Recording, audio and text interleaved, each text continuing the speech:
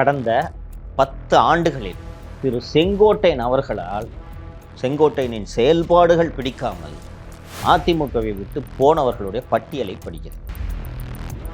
எல்லா தொலைக்காட்சிகளும் செங்கோட்டையனை வைத்து விவாதமா, எல்லா தொலைக்காட்சிகளும் ஊடகங்கள் கழுகு போல காத்து கொண்டிருக்கின்றன. பல முறை பேசியிருக்கோம். அதிமுக எப்ப எழவுடன் பார்த்துட்டு இருக்கேன். இவங்க உதவி பண்றாங்க அப்படின்னு தான் பார்க்க முடியும். வேறு என்ன? திரு செங்கோட்டையன் தனது நடத்தையின் மூலமாக திமுக உதவிதான் செய்கிறார். எப்படி இதை புரிந்து கொள்வது? பாருங்க சார், நம்ம ரூ போட்டது நேஷனல் மீடியாலே வந்திருக்கு. கரெக்ட், நீங்க சொன்னீங்களா? இது கிறுக்குத்தனமாக சிரிக்கிறார்கள் என்பது இவருக்கு புரியல. அதில் ஒரு ஆபத்து இருக்குது. இவங்க அந்த ஆபத்தை உணரல. தங்கம் தென்னரசு உணர்ந்திருக்கிறார் என்று நான் நினைக்கிறேன். 8 கோடி மக்கள் நிர்வகிக்கிற ஒரு அரசாங்கம் அப்படி இருக்கலாமா? காமன் சென்ஸ் வேணாமா? ஒரு பப்ளிக் அப்பியரன்ஸுக்கு வர்றீங்க நீங்கள். இன்றைக்கி டிஜிட்டல் யுகம். வாட்ச் நீங்கள் கட்டுறீங்க. இந்த கார்டியர் வாட்ச் 45 லட்ச ரூபான்னு கூகுளில் தேடி கண்டுபிடிச்சிருவாங்கன்ற அடிப்படை அறிவு உங்களுக்கு வேணாம்? எப்படி வந்துச்சு இது? வாங்கினீங்களா? ஏற்கனவே வாட்சுக்கு பில்லு எங்கிட்ட ஏற்கனவே ஒரு பஞ்சாயத்து ஆச்சு, ஞாபகம் இருக்கா? திரு செங்கோட்டையன் அவர்களுக்கு இப்போது மனக்கசப்பு இருக்கிறது. என்ன காரணம் என்றால், அந்த தொகுதியின் பொறுப்பாளர் கூட இல்லை, தொகுதியில் சில நிர்வாகிகள் அவர்கள் சார்ந்துள்ள கோபி தொகுதி மற்றும் ஈரோடு மாவட்டத்திற்கு அதிமுக நிர்வாகிகளாக போட்டவர்களை திரு செங்கோட்டையன் அவர்கள் விரும்பவில்லை. ஒரு குழந்தை மாதிரி இது சார், இது போட்டுங்க சார், ஜம்முன்னு இருக்கும் சார்னு கட்டிக்கிறது. நம்ம ஒரு முதலமைச்சர் ஒரு பெரிய பொறுப்பில் இருக்கோன்றது இவருக்கு தெரியவே இல்லை. பெரிய சிந்தனை சிற்பி எஸ்தர் டஃபலோ, அரவிந்த் சுப்ரமணியத்தை உள்ள டிஸ்கஸ் பண்ணுறாரு. இவரோட பணியாற்றிய அதிகாரிகள்கிட்ட கேட்டு பாருங்கள், எந்த ஃபைலை பற்றியும் தெரியாது பாருங்க. ஏப்ரல் 2026 நாங்கள் சரண் விடப்பு கொடுக்குறோன்னு சொன்னோமே, தலைமைச் செயலக ஊழியர் சங்கம் அதை கண்டித்து அறிக்கை வெளியிட்டிருக்கேன். நம்ம வீடியோ போட்டால் துப்ப மாட்டாங்கன்னு தெரியணுமா வேணாமா? ரொம்ப ரீசெண்டாக ஒரு மீட்டிங்கில் பேசியிருக்காரு. பேச முடியாத இக்கட்டான சூழ்நிலையில் இருக்கேன்னு திரு பாண்டே அவர்கள்லாம் கூட. பாண்டே மீட்டிங் எது போய் கலந்துட்டீங்க? இதுதான் அநாகரிகமான செயல்னு வைகை செல்வன் சொல்கிறாரு. என்ன வேலை இது? ஒரு கட்சியை எதிர்த்து சிறுபான்மையினர் ஓட்டை வாங்கணுன்றதுக்காக நீங்கள் பிஜேபி கூட்டணியை முறிச்சுக்கிட்டு வந்து 2024 தோல்வியை தழுவிட்டு நீங்கள் உட்கார்ந்துட்டு இருக்கிறீங்க. எப்படியாவது சிறுபான்மையினரோட வாக்குகளை வாங்கணும்னு தவிச்சுக்கிட்டு இருக்கிறீங்க. இந்த நேரத்தில் போய் நீங்கள் ஒரு பிஜேபி ஆளோட மேடையில் போயிட்டு நீங்கள் மோடியை புகழ்ந்து பேசினா கட்சிக்காரன் என்னமா நினைப்பான்? திமுக வந்து ரகசிய கூட்டணியில் இருக்காங்கன்றது உண்மையா இல்லையா? ஒரு விஜய் அவர்கள் நடத்தி இஃப்தார் பார்ட்டியை விமர்சனம் பண்ணணுன்றதுக்காக இஸ்லாமியர்கள் எப்படி பேசலாமாங்க? நீங்கள் அவங்க நம்பிதான் நீங்க இருக்கீங்க. நீங்க ரொம்ப அழகா சொன்னீங்க. அவங்க இல்லைன்னா உங்களுக்கு பொழப்பு இல்லை. அவங்க ஓட்டு மட்டும்தான் நீங்க நம்பி இருக்கீங்க. அவங்கள வச்சுதான் 10% உங்க கணக்கு தொடங்குது. அவர் ஒரு நோம்பு நிகழ்ச்சி நடத்திட்டு போறாங்க. நீங்க என்ன உண்மையிலே சிறுபான்மையினர் காவலரா? நீங்க இல்லை உங்களுக்கு தான் அத்தாரிட்டியா பட்டா போட்டு வச்சிருக்கேன், முஸ்லீம்ஸ் வேற எங்கேயும் போகக்கூடாதா? அது போயிட்டாருன்றதுக்காக விஜயை இழிவா பேசுறேன்னு சொல்லிட்டு நீங்க இந்த இஸ்லாமிய சமூகத்தினர் இழிவா பேசுறாங்க. இந்நேரம் அரெஸ்ட் பண்ணிருக்க வேணாம். இப்போது நீங்க காலையில் 4 மணிக்கு போய் பிஜேபி ஆட்டில் நீங்க கைது பண்ணி, இப்போது மத்திய உள்துறை அமைச்சர் திரு அமித்ஷா அவர்கள் இதை எல்லாத்தையும் பார்த்து கொண்டிருக்காங்க. என்பதை திருடிட்டு போராட்டம் நடத்துறதுக்கு போனால் எங்கள் ஆளுங்களை வேற நீங்கள் கைது பண்ணுறீங்கன்னா உங்களுக்கு எவ்வளோ கொழுப்பு இருக்கும். எப்போ அந்த இடி டைரக்டரை கூப்பிடுன்னு சொல்லி என்னன்றதை விசாரி என்று சொன்னால் அது முதல்வர் வீட்டை நோக்கி செல்லும் என்பதை நான் தொடர்ந்து வலியுறுத்திட்டு வர்றேன்.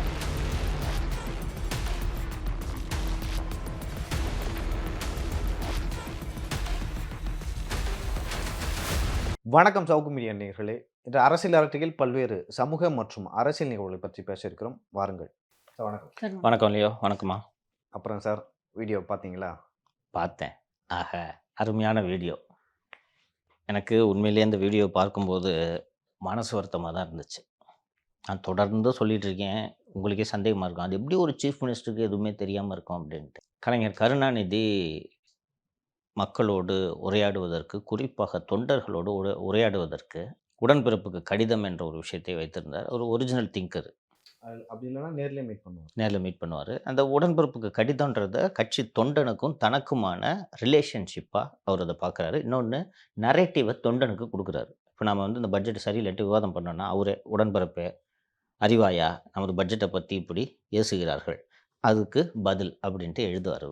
இவருக்கு எழுத வராது, படிக்கவும் வராது, படிப்பு பழக்கமே கிடையாது இந்த குடும்பத்துக்கே. கருணாநிதி தவிர யாரும் இந்த குடும்பத்தில், கனிமொழி அவர்கள் விதிவிலக்கு, அவர் கவிஞர், புத்தகம் படிக்கிற பழக்கன்றது உங்கள் குடும்பத்தில் யாருக்கும் கிடையாது. அப்படி இருக்கும்போது இவர்கிட்ட இந்த ஐடியா சொல்லியிருக்காங்க, சார் நவீன யுகம், வீடியோ போட்டால் யூத்தை ஃபுல்லாக ரீச் பண்ணிடலாம். நீங்கள் என்னொன்று காஸ்டியூம்ஸில் பார்த்தீங்களா, அதுக்கு தகுந்த மாதிரி 45 லட்ச ரூபாய்க்கு ஒரு கார்டியர் வாட்ச் அவனை கட்டிக்கிட்டு வந்து உட்காந்து இவர் பாட்டு ஒரு இஷ்டத்துக்கு பேசியிருக்காரு. எனக்கு அதில் ரொம்ப கடுப்பாக்கின ஒரு விஷயம் என்னென்னா, எனக்கு ஒரு விஷயம் கடுப்பாகிடுச்சு, நீங்கள் சொல்லுங்கள், நான் முடிக்கிறேன், அதுக்கப்புறம் சொல்லுங்கள். பக்கத்தில் நியூஸ் பேப்பர்லாம் வச்சுருக்கிறாரு, ஓகேவா? ஆங்கில ஏடுகளே இப்படி எழுதியிருக்கின்றன, டைம்ஸ் ஆஃப் இந்தியாவில் இப்படி போட்டிருக்கின்றன. அது கிராஃபிக்ஸ் ஒன்று, டைம்ஸ் ஆஃப் இந்தியாவோட அந்த இமேஜ். இது போல் ஹிந்துவில் இப்படி எழுதியிருக்கு, எக்ஸ்பிரஸில் எழுதியிருக்கு, டெக்கான் கணக்கில் எழுதியிருக்கு அப்படின்னு போடுறாரு. இந்த செய்திகளை எல்லாம் இவர்கள் எப்படி வரவழைத்தார்கள்ன்றது இன்றைக்கி ஊடகங்களை கவனிச்சிட்டு இருக்கவங்களுக்கு நல்லா தெரியும்.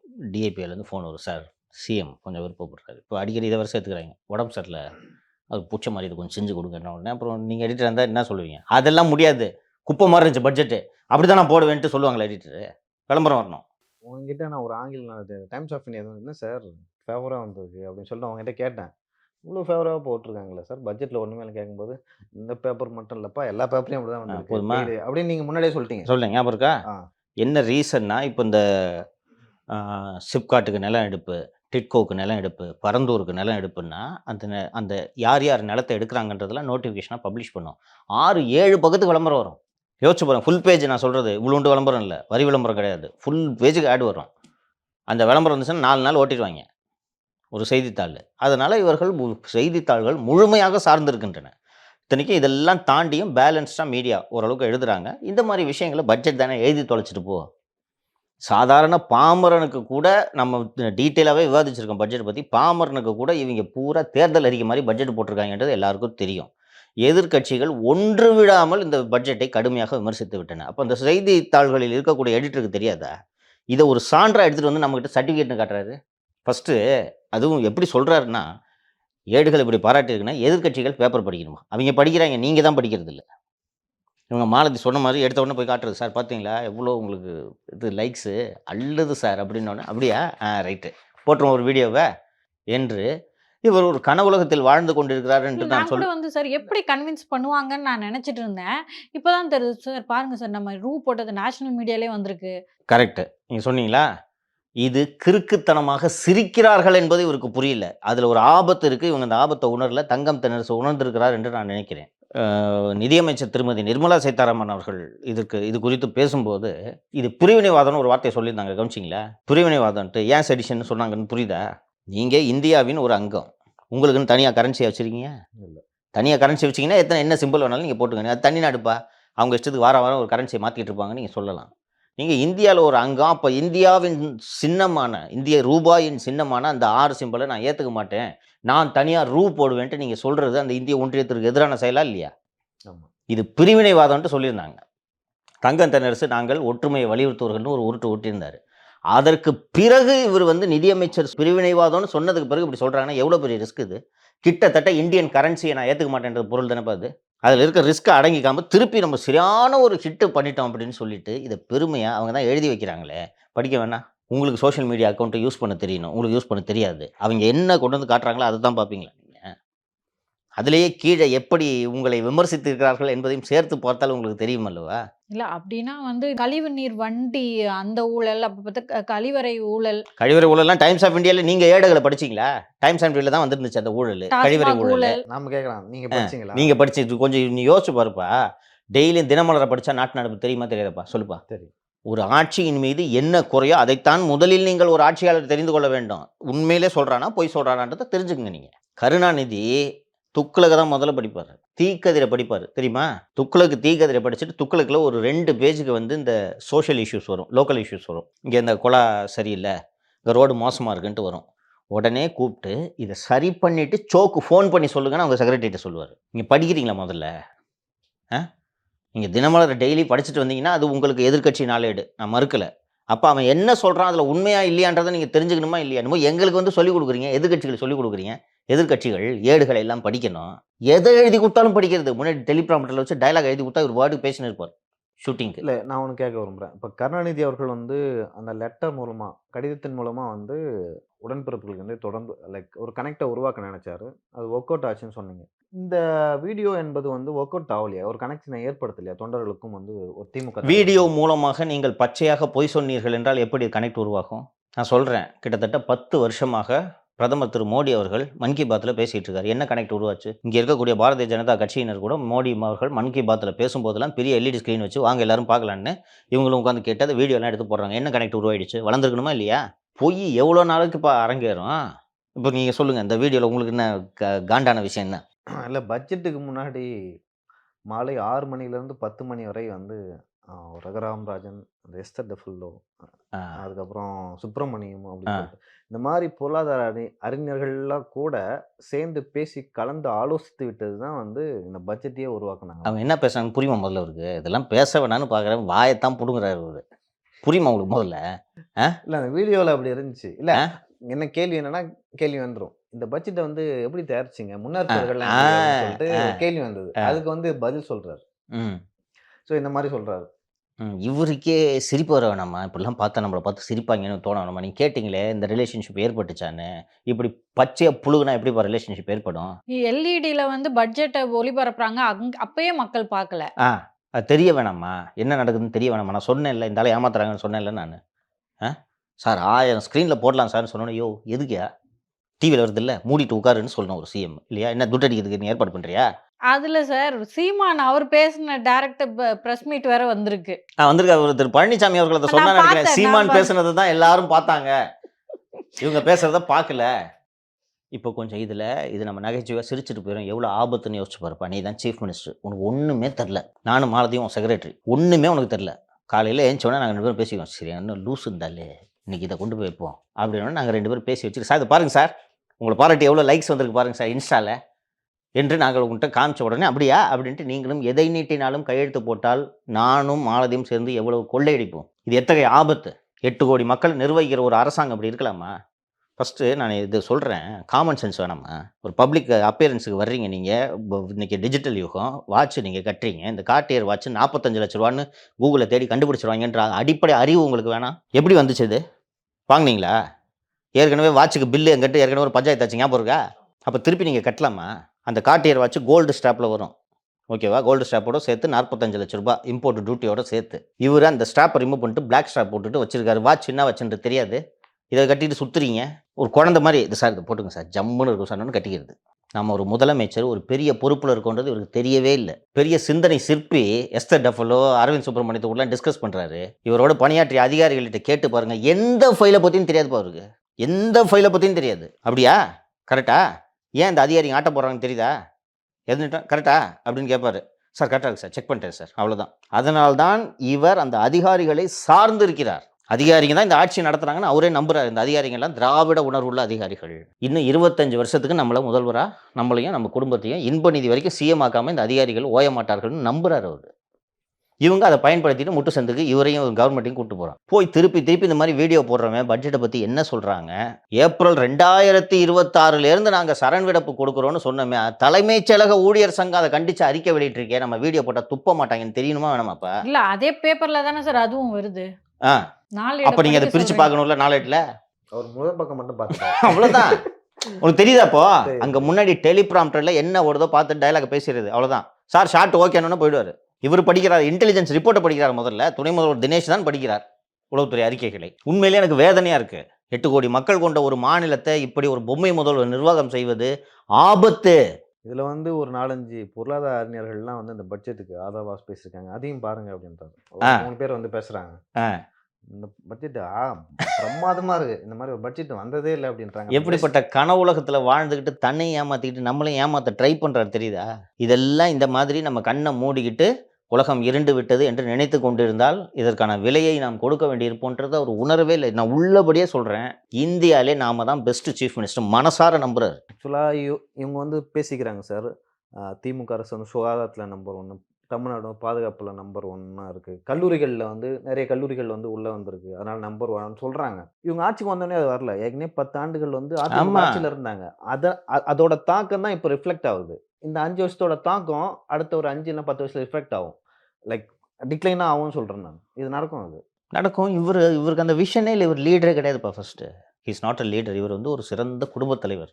குடும்பத்துக்கு ஒன்றுன்னா ததிங்கின தொம்னு குதிப்பார். ஃபேமிலிக்கு எதுவும் ஆகிடக்கூடாது. மிகச்சிறந்த குடும்பத் தலைவர். இவர் ஒரு நாளும் அரசியல் தலைவராக ஆக மாட்டார். அதனால தான் அதிகாரிகள் இவரை வச்சு சிஎம் வச்சு ஒரு வீடியோ போட்டு ஏமாற்றிட்டு இருக்காங்க. உள்ளபடியே மனசு வருத்தமாக இருந்துச்சு எனக்கு. அண்ட் அதோடு கூடுதலாக சேர்த்து அந்த விஷயத்தையும் சொல்லிடுறேன். தமிழ்நாடு அரசு ஊழியர் சங்கத்தின் தலைவர் தமிழ்ச்செல்வி அவர்கள் 1/4/2026 முதல் அந்த சரண் விடுப்பு சலுகை அறிவித்தது தொடர்பாக அவங்க ஒரு அறிக்கை வெளியிட்டிருந்தாங்க. எனக்கு ரொம்ப நல்லா இருந்துச்சு. அதனால தான் அதை குறிப்பிடணும்னு விரும்புகிறேன். ஆட்சிக்கு வரமாட்டோன்னு சொல்லிட்டு அது பரவாயில்ல. வரமாட்டோன்னு சொல்லிட்டு தான் நீங்கள் கொடுக்குறீங்க. இன்னொரு அரசாங்கம் போட வேண்டியது. இப்போது ஏமாற்றும் நோக்கத்தோடு இந்த பட்ஜெட்டில் இந்த அறிவிப்பை நீங்கள் வெளியிட்டிருக்கீங்க. எதிர்க்கட்சி தலைவர் பதவி கூட உங்களுக்கு கிடையாது போன்ட்டாங்க. முன்னாடி சொன்னாங்களே எதிர்க்கட்சி தலைவர் பதவி பரிசு தர்றான்ட்டு, எதிர்க்கட்சி தலைவர் கூட உங்களுக்கு வராது. கிட்டத்தட்ட சாபம் மாதிரி விட்டுருக்காங்க. இதை நீங்கள் படிக்க வேண்டாமா? உங்க கவர்மெண்ட்ல வேலை செய்யுது. ஆ. உங்க கவர்மெண்ட் தான் சம்பளம் உங்கள் கொடுக்குது. கீழே இருக்கக்கூடிய கடைநிலை ஊழியர், நீங்கள் முதல்வர், தொடக்கூட முடியாது அவங்களால. ஒண்ணும் பண்ண முடியாது. ஸோ 1/4/2026லேருந்து வாங்கிக்கங்கன்னு சொல்றாங்க சரண் விடுப்ப. இப்போ இவங்க போட்டது இந்த 1 இயர்க்கான பட்ஜெட் தான் இல்ல சார்? மார்ச் 26 வரைக்குமான பட்ஜெட்டுமா இது? ஏப்ரல் 26லேருந்து இருக்கிறதுக்கான பட்ஜெட்டு தேர்தல் முடிந்த பிறகு வரும் அரசாங்கம். அது திமுக அரசாங்கம் கூட இருந்துட்டு போட்டோம். அப்போது தான் நீங்கள் அறிவிப்பு வெளியிட முடியும். அவங்க சொன்னதில் எங்க ஜனவரி மாதமே மார்ச் பிப்ரவரி மார்ச்சில் நடத்தை விதிகள் அமலுக்கு வந்துடும். நீங்கள் எப்படி கொடுப்பீங்க இந்த சலுகைன்னு கேட்குறாங்க. இப்படி ஒரு கோமாளித்தனமான பட்ஜெட்டை போட்டுட்டு இதுக்கு பெருமையாக வீடியோ வேற போடுறாரு இவர். என்னப்பா சொல்றது? அத்தனை பேரும் இவரை சுற்றி இருப்பவர்கள் அத்தனை பேரும் இவரை வைத்து ஏமாற்றிக் அதான் சார், கொண்டிருக்கிறார்கள். 2026 தேர்தல்ல மீண்டும் வரமாட்டோம்னு தெரிஞ்சே இப்படியான ஒரு பட்ஜெட்டை போட்டிருக்காங்கன்னு சொல்றாங்க சார். அது சொல்லலாம். நான் அதை மறுக்கல. நம்ம விரிவாக வந்து என்னென்ன அறிக்கைகள் செயல்படுத்தப்படவில்லைன்றதை பேச போகிறோம். யார் எது கேட்டாலும் இவர்கள் வந்து 2021 தேர்தல் அறிக்கையில் சொன்னாங்களா இல்லையா? வாக்குறுதியை சொன்னாங்களா இல்லையா? டீசலுக்கு லிட்டருக்கு ₹3 குறைச்சிங்கன்னா எவ்வளோ பெரிய லாஸ் கவர்மெண்ட் ஏற்றுக்கணும் தெரியுமா? சிலிண்டருக்கு ₹100 மானியன்றது இருக்கட்டும். இன்னொன்று எல்லாத்தையும் விட எனக்கு ரொம்ப மோசமாக தோன்றியது பழைய ஓய்வூதிய திட்டம். 2003லேருந்து இப்போ ஒரு அரசு ஊழியர்கள்ட்டேருந்து பிடிச்ச பணத்தை எல்ஐசியில் நம்ம கவர்மெண்ட் இன்வெஸ்ட் பண்ணிடுச்சு. எப்படி எடுப்பீங்க இதை? எடுத்தால் எல்ஐசி கொலாப்ஸ் ஆகும். எல்ஐசி அந்த ஃபண்டை ஸ்டாக் மார்க்கெட்டில் போட்டிருக்கு. எவ்வளோ பெரிய சிக்கல் தெரியுதா? எப்படி மாற்றுவீங்க அதை? பழைய ஓய்வூதிய திட்டத்துக்கு வந்து அமல்படுத்துங்க அப்படின்னு சொன்னா அதுக்கு வந்து ஒரு குழு அமைக்கிறாங்க. அதை பத்தி விசாரிக்கிறதுக்கு. அதுக்கப்புறம் ஏவா வேலு அவர்களுடைய தலைமையில குழு அமைச்சாங்க. ஸோ அந்த எல்லா டைமுமே அவங்க சொல்லிட்டு இருந்தாங்க ஏமாற்று வேலை ஏமாற்று வேலைன்னு ஏமா சொல்லிட்டு. அவங்களுக்கு அரசு ஊழியர்கள்மா, கூலி தொழிலாளிகளா அவர்கள். தெரியாதா? குழு எதுக்கு போடுறீங்கன்றது தெரியாதா அரசு ஊழியர்களுக்கு? Simple sir. அந்த மாதிரி ஒரு ப்ராசஸ் நடக்க போகுதுன்னா வேலை அவங்களுக்கு தான் வரும் இண்டிகேஷன். அரசு ஊழியர்கள் அவங்க தானே இப்போ அந்த குழுவில் இருப்பாங்க. குழு இல்லை சார். இந்த மாதிரி வந்து நம்ம பழைய ஓய்வு திட்டம் இல்லை அந்த 15 நாள் சடன் விடுப்புன்னு நீங்கள் ஒரு விஷயம் சொன்னாங்களா? அப்போ அந்த டாக்குமெண்ட்லாம் எடுங்க அப்படின்னு சொல்லி அவங்க தான் எடுப்பாங்க. நிதித்துறையில் தான் நீங்கள் இதை பண்ண போறீங்க. பண்ண எவ்வளோ இம்ப்ளிகேஷன், ஃபினான்ஷியல் இம்ப்ளிகேஷன் அவங்களுக்கு தெரியாதா? லியோ சொன்னது போல தீ மாதிரி பரவாதா? எம்ப ஃபைல்லாம் கேட்டிருக்காங்கப்பா, பல ஃபைல் கேட்டுருக்காங்க வரப்போகுது அப்படின்ட்டு தெரியாதா அவங்களுக்கு? எந்த நடவடிக்கையும் எடுக்காம நீங்கள் இப்போ வந்து சரண் வெடிப்பு, அதுவும் அறிவிப்பாகவே வந்து 1/4/2026லேருந்து கொடுக்குறோன்னா உள்ளபடியே இது வேண்டும் என்றே அவர்களை எரிச்சலூட்டும் செயலாகத்தானே அவர்கள் பார்ப்பார்கள். அது சரியும் கூட. ஜாக்டோ ஜியோ அமைப்புகளோட தலைவர்களை கைக்குள்ள வச்சுக்கிட்டு இந்த மாதிரியான அதை சொல்லியிருந்தாங்க அந்த அறிக்கையில். நீங்கள் கைக்குள்ளே வச்சுக்கிட்டு நீங்கள் போராட்டத்தை நிறுத்து போக செய்யலாம் என்று நினைக்கிறீர்கள். எதிர்க்கட்சி தலைவர் கூட கிடையாது போங்க. அதுக்கு தான் சொன்னாங்க. அது சார் இந்த மாதிரி அறிக்கை விடுறாங்க. வேற என்ன பண்ண முடியும் அரசு ஊழியர்களால்? அறிக்கை விடுறாங்க, சாப்பிட்றாங்க. லைக் நீங்கள் வந்து ஓட்டே போட மாட்டேங்கன்னு வச்சுக்கலாம் அரசு ஊழியர்கள். அது எந்த மாதிரியான தாக்கத்தை தேர்தலில் ஏற்படுத்தும்? ஃபஸ்ட்டு வந்து எல்லா தேர்தல்களிலும் பார்த்தீர்கள் என்றால் தபால் ஓட்டுகளில் திமுக முன்னிலை வைக்கும். பார்த்துருக்கிறீர்களா? தபால் ஓட்டுகள் ஒரு கணிசமான ஓட்டுகள் இருக்கும். இந்த neck to neck photo finish, neck to neck race இருக்கக்கூடிய சமயத்தில் பார்த்தீங்கன்னா 500 ஓட்டுகள் 600 ஓட்டுகள் வெற்றி தோல்வியை தீர்மானிக்கும். அந்த மாதிரி நேரத்தில் வந்து இந்த தபால் ஓட்டுகள் பெருமளவில் கை கொடுக்கும். டி நகர்லலாம் எடுத்துக்கிட்டிங்கன்னா இந்த சட்டப்பேரவை தொகுதியில் டி நகரில் அதிமுக வேட்பாளர் தோற்றது வெறும் 45 வாக்குகள். அப்போ தபால் வாக்குகள் எவ்வளோ பெரிய ரோலை ப்ளே பண்ணும் பாருங்கள். அது முக்கியம்.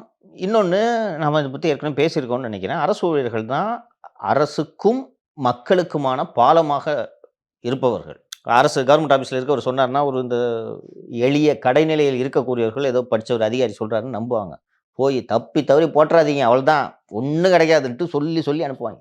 நீங்க தான் சொல்லியிருந்தீங்க ஆல்ரெடி இன்ஃபேமஸ் ஆக்கலாம் ₹1000 அடுத்த வருஷத்துல வராது. பார்த்துக்கோங்க. ஏமாத்துறாங்க பிடுங்க போகிறாங்கன்னா சிஎம் போய் சொல்லிட்டு இருப்பாரா? இல்லை நாங்கள் கொடுக்க போகிறோன்னு அதிகாரி சொல்கிறதா நம்புவாங்க ஜனம். அண்டு இப்படி பொய்ய சொல்லி அவரும் தன்னையும் ஏமாற்றிக்கிட்டு மக்களையும் ஏமாற்றிக்கிட்டு கனவு உலகத்தில் வாழ்ந்துட்டு இருக்காரு. ஸோ செங்கோட்டையன் வர்சஸ் இபிஎஸ் உங்களுக்கு என்ன தோணுது? இன்னைக்கு தினமலரில் ஒரு நியூஸ் போட்டிருந்தாங்க பார்த்தீங்களா? ஆமாம். செங்கோட்டையன் அவர்களை வந்து அதை முக்கிய பதவிகளை வந்து பதவியை பறிக்கணும் அந்த மாதிரியான ஒரு நியூஸ். நான் அதை பற்றி விரிவாக சொல்கிறேன். அது முடிஞ்ச பிறகு என்ன செய்யலான்றதை நீங்கள் ஒரு பத்திரிகையாளராக நீங்கள் உங்களது கருத்துக்களை சொல்லுங்கள். ஏற்கனவே பேசியிருக்கிறோம். செங்கோட்டையன் அவர்கள் எம்ஜிஆர் காலத்திலிருந்து கட்சியில் இருப்பவர். 77 முதல் எம்எல்ஏ. திரு பழனிசாமி அவர்கள் 89 தான் எம்எல்ஏ ஆகிறாரு. இது 10வது டென்யூர் திரு செங்கோட்டையன் அவர்களுக்கு. நடுவில் 96ல் தேர்தல் 96ல் மட்டும்தான் தோற்றுருக்கார். வேறு எந்த தேர்தலிலும் அவர் தோல்வியை தழுவதே இல்லை. இது 10வது டென்யூர். 96ல் மட்டும் அந்த பெரிய அல்லாட்சின்னு போச்சு இல்லை, அதில் தோத்துட்டார். ஜெயலலிதா எதிர்ப்பு அலையின் காரணமாக 96ல் மட்டும்தான் அவர் தோல்வியை தழுவுகிறார். அது 77லேருந்து இன்று வரை ஒரு எம்ஜிஆர் போட்டியிட்ட முதல் தேர்தலிலிருந்து இன்று வரை திரு செங்கோட்டையன் அவர்கள் எம்எல்ஏ. அண்டு திரு செங்கோட்டையன் அவர்களுக்கு இப்போது மனக்கசப்பு இருக்கிறது.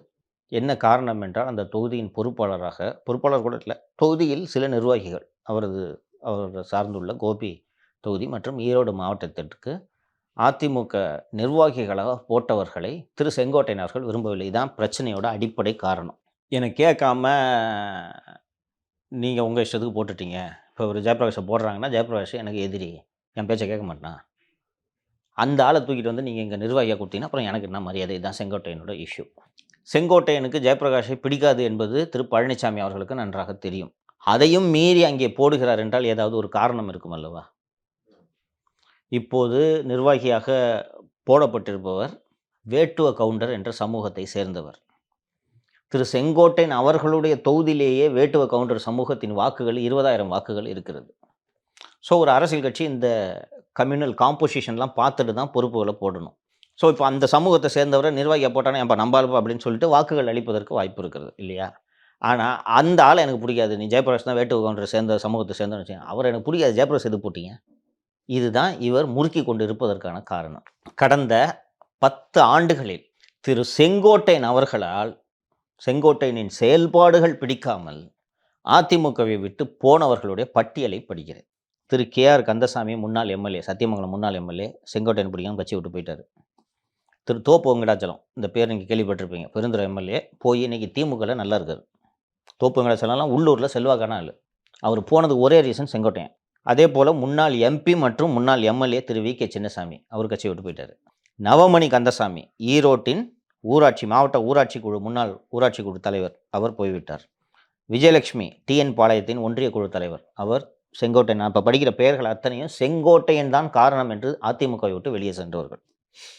திரு KK செல்வம் யாருன்னு தெரியுங்களா?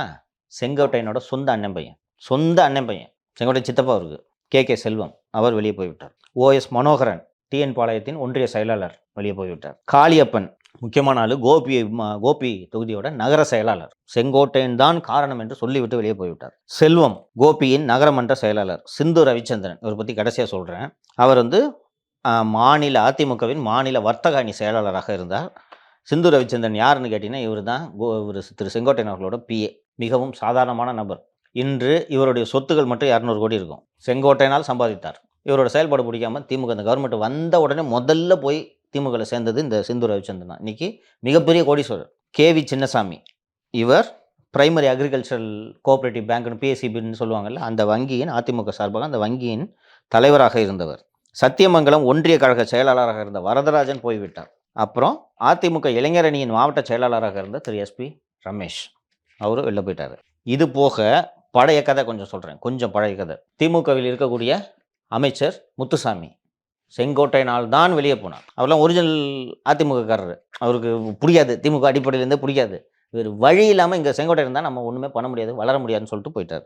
NR கோவிந்தராஜ் முன்னாள் MP, முன்னாள் MLA திரு PG நாராயணன், திருமதி கலைவாணி விஜயகுமார் முன்னாள். அப்புறம் ஈரோடு 2006 அதிமுக சார்பாக ஈரோட்டில் போட்டியிட்ட அதிமுக முன்னாள் வேட்பாளர் திரு சிவகுமார், கோபியின் நகர கழக செயலாளர் திரு நாகராஜ். இவர்கள் அத்தனை பேரும் கிட்டத்தட்ட 20 பேருக்கு மேலே வருது. இவங்க அத்தனை பேரும் அதிமுகலேருந்து வெளியில் போனதுக்கு ரீசன் திரு செங்கோட்டையன். அப்படி என்ன சார் பண்ணாரு? ஒவ்வொரு அரசியல்வாதிக்கு தன்மை இருக்கும்ல, பார்க்குறது இல்லை, பேசுறது இல்லை. என்னை கேட்காம நீ ஒரு பேனர் வச்சா கூட அவன் மேல் நடவடிக்கை எடுன்னு சொல்கிறது. யாரையுமே கட்சியில் செயல்பட விட்றதில்ல, கட்டுப்பாட்டில் வச்சுருப்பாங்க. நீ என்ன மீறி செஞ்சிருவியா? நீ எனக்கு அடிமையாக நீ சேவகம் செய்பவர்களுக்கு தான் கட்சியில் பதவின்னு இருந்தா எத்தனை பேர் எத்தனை நாட்களுக்கு? எந்த தொகுதி சார்? எந்த மாவட்டத்தில்? எந்த தொகுதி? அவர் ஈரோடு மாவட்டம் கோபி தொகுதி. அவர் கோபின்றது ஒரு திரு செங்கோட்டையன் அவர்களோட தொகுதி. அதில் ஈரோடு மாவட்டத்தில் 5 தொகுதி இருக்குல்ல, 5 தொகுதியில் இருக்கும், சுற்றி இருக்கவங்க பூரா போயிட்டாங்க. இன்னைக்கு திரு செங்கோட்டையன் அவர்களுக்கு ஈரோடு மாவட்டத்திலேயே செல்வாக்கு இல்லை, கோபியில் மட்டும்தான் அவருக்கு செல்வாக்கு இருக்குது. ஈரோடு மாவட்டத்தில் இருக்க எல்லா தொகுதிகளும் திரு செங்கோட்டையனால் பலவீனமாகி கொண்டிருக்கிறது. கட்சியின் கொங்கு பகுதி அதிமுகவின் கோட்டைன்னு சொல்லிட்டு இருந்தால் இன்றைக்கி அது கலகலத்து கொண்டு இருக்கிறது என்பது யதார்த்தம். ஒரு கட்சியோட பொதுச் செயலாளர் திரு பழனிசாமி என்னப்பா பண்ணணும் சொல்லுப்பா? சீனியர் தான், அதை எப்படி பலப்படுத்தணுமோ அந்த வேலையை தானே பார்க்கணும். சீனியர் தான், என்ன பண்ண முடியாது? போலீஸ் டிபார்ட்மெண்ட்டில் இது நடக்கும், அவ்வப்போது நடக்கும். இது ஒரு 50 வயசு இன்ஸ்பெக்டர் இருப்பார், 45-50 வயசு இருக்கும். புதுசாக ஜாயின் பண்ண சப் இன்ஸ்பெக்டர் போட்டு கண்ணா அப்படின்னான்னு திட்டி விரட்டுவார். அதை போய் எக்ஸாம் எழுதிட்டே இருப்பான். போய் குரூப் 1 எழுதி DSPயை வந்து அங்கேயே உட்காருவான். இவர் சல்ட் அடிக்கணும், கஷ்டமாக தான் இருக்கும். குரூப் 1ல் வர்ற DSPயோட வயசு வந்து 25-26 இருக்கும். இன்ஸ்பெக்டருக்கு 50 வயசு இருக்கும். நான் பார்த்து சப் இன்ஸ்பெக்டராக இருந்தவன் பாரு இன்னைக்கு டிஎஸ்பி ஆகிட்டானா அதுக்காக வேலை செய்ய மாட்டீங்களா? பிடிக்கலனா வேலையை எழுதி கொடுத்துட்டு போங்க. அப்படி தானே பார்க்க முடியும். அதுக்கு என்ன பண்ண முடியும்? நீங்கள் எழுத்துலேருந்து எம்எல்ஏ தான். நீங்கள் பொதுச் செயலாளர் ஆகல. கூவாத்தூரில் நடைபெற்றது பலருக்கு தெரியாது, சொல்கிறேன். இவங்க இந்த வேலுமணி மற்ற அணியினர்லாம் சேர்ந்து இவர் சசிகலா ஆள், இவர் என்னைக்கா இருந்தாலும் டேஞ்சரு, நம்ம கையில் கண்ட்ரோலை வச்சு போடணும். அந்த பட்டியல் இருக்குல்ல, அந்த பட்டியலில் இவருக்கு அமைச்சர் பேரை இவர் பேரை எடுத்துட்டாங்க. இபிஎஸ் அவர்களோட பேரை. செங்கோட்டையன் பேர். செங்கோட்டையன் பேரை. செங்கோட்டையன் என்ன பண்ணியிருப்பார் சொல்லுங்க? என்ன பண்ணியிருக்கணும்? தர்ம யுத்தம் நடந்துட்டு இருக்குது அப்போ என்ன பண்ணியிருக்கணும்? செங்கோட்டையன் என் பேர் ஏன் வரலாம் போய் கேட்டுக்கணும் எடப்பாடி பழனிசாமி. கேட்டிருக்கணும். கேட்டுட்டு என்ன பண்ணணும்? என் பேர் இல்லைன்னா நான் எதுக்கு உங்கள் கூட இருக்கணும்? நேராக கிளம்பி பன்னீரை பார்க்க போகிறேன்னு கிளம்பியிருக்கணும். கரெக்டா? ஆடி இருப்பாங்க அன்னைக்கு. உண்டா இல்லையா? ஆமாம். அழுதுகிட்டே வெளில போனார். நடந்தது ஊரே பார்த்துச்சு. கோவத்தில் இருந்து அத்தனை பேரும் பார்த்தாங்க. மறுக்க முடியாது. இது ஒரு லீடருக்கு அழகா? அன்னைக்குள்ள நீங்கள் ரிவோல்ட் பண்ணியிருக்கணும். என்னம்மா நினச்சிட்டு இருக்கிறீங்க? 77லேருந்து எம்எல்ஏ நான். என்னை விட்டுட்டு நேற்று வந்து எடப்பாடி பழனிசாமி எப்படி சிஎம் ஆகுறீங்க நீங்கள் அன்னைக்கு கேட்டுருக்கணும்ல. இன்னும் 10 வருஷம் கழிச்சு என்ன நடக்கும்ன்றது எல்லாத்தையும் உத்தேசித்து அதற்காக திட்டமிட்டு தயார் நிலையில் இருப்பவன் தான் தலைவனாக முடியும். செங்கோட்டையனை கூப்பிட்டு சிஎம் ஒன்று முடிவு பண்ணிட்டாங்க. செங்கோட்டையன் சிஎம் இருக்க வேண்டியது. இப்போ சொல்கிறேன் நான். கூவத்தூரில் இவங்களுக்கு conviction, Sasikala conviction. She has to surrender. நமக்கு விசுவாசமாக இருக்கிற ஒரு ஆளுகிட்ட நம்ம கட்சியை ஒப்படைச்சிட்டு போகணும், ஆட்சியை ஒப்படைச்சிட்டு போகணும் அப்படின்னு யாருன்னு பார்த்தா பெஸ்ட்டு திரு செங்கோட்டையனை கூப்பிட்டு எனக்கு சிஎம் ஆகிட்டீங்களான்னு சொன்னோன்னே சரின்ட்டு முடிவாயிடுது. தினகரன்லாம் இருக்காது இப்போ. முடிவாயிடுது. சரி செங்கோட்டையனை சிஎம் ஆகிக்கலான்னு சொன்னோன்னே எம்எல்ஏங்கெல்லாம் தூண்டி விடுறாங்க. ஐயோ இல்லை இது ஒன்றும் சரிப்படாது, நாங்கள் போகிறோம், தர்மத்துக்கு போகிறோன்றாங்க. போனோம். ஏய் இருங்கப்பா, பறகாதீங்க, என்ன வேணும் உங்களுக்குன்னா ஆளுக்கு 3 கோடி கொடுன்றாங்க எம்எல்ஏ. அதான் ரேட்டு. தர்ம யுத்தத்தில் கலந்து கொள்ளாமல் இருப்பதற்கு தலைக்கு 3 கோடி. அவரும் துட்டு கொடுத்தாரு. அவர் 1 கோடி. சரிங்க போல 3 கோடி கொடுங்கன்னு சொல்லிட்டு கேட்ட உடனே செங்கோட்டையனை கூப்பிட்டு பாருங்கள் ஒரு சிஎம் ஆக்குறோம், 3 ரூபா கேட்குறாங்க எல்லாம், எப்போ கொடுப்பீங்கன்னு கேட்டோன்னே அம்மா என்ன சிஎம் ஆக்குன டேட்லேருந்து 1 வாரத்தில் கொடுத்துரு அப்படின்னு செங்கோட்டையன் சொல்கிறார். அது ஒரு ரீசனபிள் டைம் இல்லையா? சொன்ன உடனே சரிங்க 1 வாரத்தில் கொடுத்துருவோன்னு சொன்ன உடனே சரிண்டு 1 நாள் கம்மிட்டு இருந்தாங்க. 1 வாரம்லாம் வெயிட் பண்ண முடியாது, அங்கே தர்ம யுத்தத்துக்கு டைம் போயிட்டுருக்கு, நாங்கள் போகிறோம் அப்படின்றாங்க. திரு எடப்பாடி பழனிசாமி அப்போது நெடுஞ்சாலைத்துறை மற்றும் பொதுப்பணித்துறையின் அமைச்சர். தமிழ்நாடு பூரா கான்ட்ராக்டர்ஸ் இருப்பாங்களா? ஏற்கனவே எல்லாத்தையும் சொல்லி துட்டை ரெடியாக வைட்டாங்க. யார்? பழனிசாமி. அப்புறம் இவர் செங்கோட்டையன் வந்து 1 வாரத்தில் கொடுக்கணும். எப்போ 1 வாரத்தில் ரூபா வந்துடும்னா செட் ஆகாது, இப்போ துட்டை எடுத்து வை, இல்லைன்னா நாங்கள் போகிறோன்றாங்க எம்எல்ஏஸ். அப்போ சரகருக்கெல்லாம் வச்சுக்கோங்க, அதெல்லாம் பத்தாது, எடுத்து வைங்க இப்போ என்று சொன்ன உடனே என்ன செய்வது என்று அவர்கள் யோசித்து விட்டு, அப்போது தான் எனக்கு சரியாக நினைவில்லை, ஒரு தலவாய் சுந்தரம் என்று நினைவு. இப்போ ஒரு டிடி விட்டு சார் நம்ம பொதுப்பணித்துறை அமைச்சர்கிட்ட சொன்னால் அப்படின்னா இவங்களுக்கு என்ன பயனா, நம்ம ஜெயிலு விட்டு ஆட்சி போயிடும். பிஜேபி அங்கே இவங்களை கபலீகரம் செய்ய காத்திருக்கிறது, எப்படியாவது ஆட்சியை காப்பாற்றணும். அப்போ வந்து திரு பழனிசாமியை கூப்பிட்டு என்னங்க நீங்கள் என்னென்னா அம்மா 1 மணி நேரத்தில் கொடுத்துறேன்றார். எப்படிங்க நீங்கள் ஏமா அதை பற்றி கவலைப்படுறீங்க? 1 மணி நேரம். இந்த நானூறு ரவுடி தான் படம் பார்த்துக்கிறீங்களா? நானூறு ரவுடி தான் நிறைய கடத்து வச்சிருவாங்க. விடுன்னா பணத்தை நான் போய் எடுத்துட்டு வரேன்னு சொல்லிட்டு விஜய் போயிடுவான். போயிட்டு எடுத்து வந்து குத்துறாண்டே, நான் வந்து உங்ககிட்ட 12 லட்சம் எவ்வளோ லட்சம் தான் கேட்டேன். 8 லட்சம் கேட்பான், 10 லட்சமா எடுத்துட்டு வந்துருவாரு. எங்கடா எடுத்துட்டு வந்தேன்னு கேட்டேன். ஆனால் அள்ளி போட்டு அள்ளி போட்டானண்டா, அள்ளி போட்டு எடுத்துட்டு வந்தேன். அந்த மாதிரி தான் நீங்கள் சொல்கிற கதை. 1 மணி நேரத்தில் கொடுத்துறேம்மா அன்று சொன்னதும் கொடுங்கப்போ அப்படின்றாங்க. ஒருவேளை கொடுக்குறாரு இல்லையான்ட்டு எங்களுக்கு தெரில. கொடுத்தாரு 1 மணி நேரத்தில். எல்லாம் வீட்டிலேருந்து ஃபோன் வருது சார், அது இதுன்னு அமைதியாயிட்டாங்க. உங்களுக்கு நல்லா இன்னைக்கு நான் இந்த கதையோடு சேர்த்து அந்த சசிகலா எடப்பாடியை தட்டி கொடுப்பாங்க தோல்ல. அந்த ஃபோட்டோ ஞாபகம் இருக்கா? இமேஜ் ஞாபகம் இருக்கா? இப்படி நிற்பார் பழனிசாமி. பெருமை உங்களுக்கு, காப்பாற்றியாச்சு ஆட்சியை. எவ்வளோ சந்தோஷம் வந்திருக்கும் சசிகலாவுக்கு. நம்மளை ஜெயிலுக்கு அனுப்பிச்சிட்டு ஆட்சியை காலி பண்ணுறதுக்கு இவங்க பிளான் போடுறாங்க. இன்னொன்று, எனக்கு இப்போ துட்டு வேணும், கொடுக்க முடியலன்னா போயிடுவான். ஒரு 10 பேர் போனால் நீங்கள் கதை முடிஞ்சு கரெக்டா? அந்த பெருமை உங்களுக்கு ஞாபகம் இருக்கா? எங்கப்பா இருந்த எவ்வளோ நாள்னு சசிகலா தட்டி கொடுப்பாங்க ஞாபகம் இருக்கா? உட்காந்துட்டாரு. மன்னர் பரம்பரை பல வருட கனவு உட்கார்ந்த பிறகு தன்னை தகவமைத்து கொண்டாரா இல்லையா? யார் வந்து இவரை முதல்வராக்கிறதோ அவங்களே கட்சி விட்டு நிற்கிறாரா இல்லையா? எப்போது நான் சொல்லும்படி நீங்கள் ஆட்சி நடத்த வேண்டும், நான் சொல்லும் நியமனங்களை நீங்கள் செய்ய வேண்டும், நான் சொல்கிற நபருக்கு நீங்கள் கான்ட்ராக்ட் கொடுக்கணும் அப்படின்னு சொல்லும்போது இது ஒன்றும் சுத்தப்படாது தான். ஆட்சி நம்ம கையில் வந்துருச்சுல, நீ ஜெயிலுக்கு போயிட்ட. இது யார்? தினகரன். தினகரன்ட்ட இன்னைக்கு வரைக்கும் அந்த கோவம் இருக்குது தெரியுதா? பழனிசாமின்னு சொல்லிட்டு இருக்காரு, கவனிச்சிங்களா? இப்போ யாருக்கிட்டமா கட்சி இருக்கணும்? திரு செங்கோட்டையன் அவர்களுக்கு மட்டுமல்ல, வைத்திலிங்கத்துக்கும் இதே பிரச்சனை. வைத்திலிங்கம்லாம் பவர்ஃபுல்லாக இருந்தாங்க அந்த 4 அணியில், ஞாபகம் இருக்கா? ஜெயலலிதா ஆட்சி காலத்தில் பன்னீர், வைத்திலிங்கம், நத்தம் விஸ்வநாதன், அதுக்கப்புறம் எடப்பாடி வேலு, இவரு முனுசாமி கேபி முனுசாமி பவர்ஃபுல்லாக இருந்தாங்களா? வைத்திலிங்கத்துக்கு என்னன்னா, நான் 2001 அமைச்சர், இவர் 2011 தானே அமைச்சர் எடப்பாடி பழனிசாமி. நான் சீனியர். நான் எப்படி போய் பழனிசாமி தலைமை ஏற்றுக்கிறது? அதுக்கு தான் வரட்டு புரியும், அதுக்கு தான் உட்காந்துட்டு இருக்காரு இன்னைக்கு வைத்தியலிங்கம். ராஜ்யசபா ரிசைன் பண்ணிட்டு வேற வந்து எம்எல்ஏ ஆனாரு 21ல. அதுக்கு என்ன பண்ண முடியும்? நீங்க ஆகல. வைகை செல்வன் கூட ஏதோ ரொம்ப ஹார்ஷா பேசியிருப்பாருன்னு நினைக்கிறேன். அநாகரிகமாக நடந்து கொள்கிறான்னு வேற என்னம்மா பண்றது? இப்ப சொல்லிட்டேம்மா, நான் முடிச்சிட்டேம்மா கதையை. இப்ப சொல்லுங்கம்மா. இந்த செங்கோட்டையன் பட்டியலை படிச்சேம்மா. ஈரோடுல கட்சி போயிடுமா? சீனியர் தான் இல்லைன்னு சொல்ல, மூத்த தலைவர் தான் இல்லைன்னு சொல்லல. இப்ப தலைவர்கள் நானும் கூட பேசினேன். இவர் எடப்பாடி பேசலான்ட்டு ஒவ்வொருத்தனும் கிளம்புவான். ஏன்னா எடப்பாடி ஜெயலலிதா இல்லை, நீங்க ஞாபகம் வச்சுக்கணும். ஒவ்வொருத்தனும் பேசுவான். என்கிட்ட பேசுனாதான் நான் வருவேன், இல்லைன்னா நானும் எதிர்த்து பேட்டி கொடுப்பேன். இப்போ ரொம்ப ரீசெண்டா ஒரு மீட்டிங்ல பேசியிருக்காரு. பேச முடியாத இக்கட்டான சூழ்நிலையில இருக்கேன்னு திரு பாண்டே அவர்கள்லாம் கூட பாண்டே இருக்காரு. அவர்கள் ஃபர்ஸ்ட் பாண்டே மீட்டிங் எதுக்கு போய் கலந்துக்கிட்டீங்க நீங்க? இதுதான் அநாகரிகமான செயல்னு வைகை செல்வன் சொல்றாரு. என்ன வேலை இது? ஒரு கட்சியை எதிர்த்து சிறுபான்மையினர் ஓட்டை வாங்கணுன்றதுக்காக நீங்க பிஜேபி கூட்டணியை முறிச்சுக்கிட்டு வந்து 2024 தோல்வியை தழுவிட்டு நீங்க உட்கார்ந்துட்டு இருக்கிறீங்க. எப்படியாவது சிறுபான்மையினரோட வாக்குகளை வாங்கணும்னு தவிச்சுக்கிட்டு இருக்கிறீங்க. இந்த நேரத்தில் போய் நீங்க ஒரு பிஜேபி ஆளோட மேடையில போயிட்டு நீங்க மோடியை புகழ்ந்து பேசினா கட்சிக்காரன் என்னமா நினைப்பான்? திமுக வந்து ரகசிய கூட்டணியில் இருக்காங்கன்றது உண்மையா இல்லையா?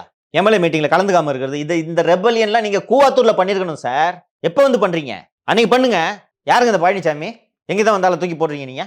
நான் தான் 77 எம்எல்ஏ, எம்ஜிஆரால் அடையாளம் காட்டப்பட்டவர். நான் என்ன சிஎமாக்குங்க, இல்லைன்னா நான் போறேன் தர்மயுத்தத்துக்கு போறேன்ட்டு அன்னைக்கு நீங்க சொல்லியிருந்தீங்கன்னா லீடரு.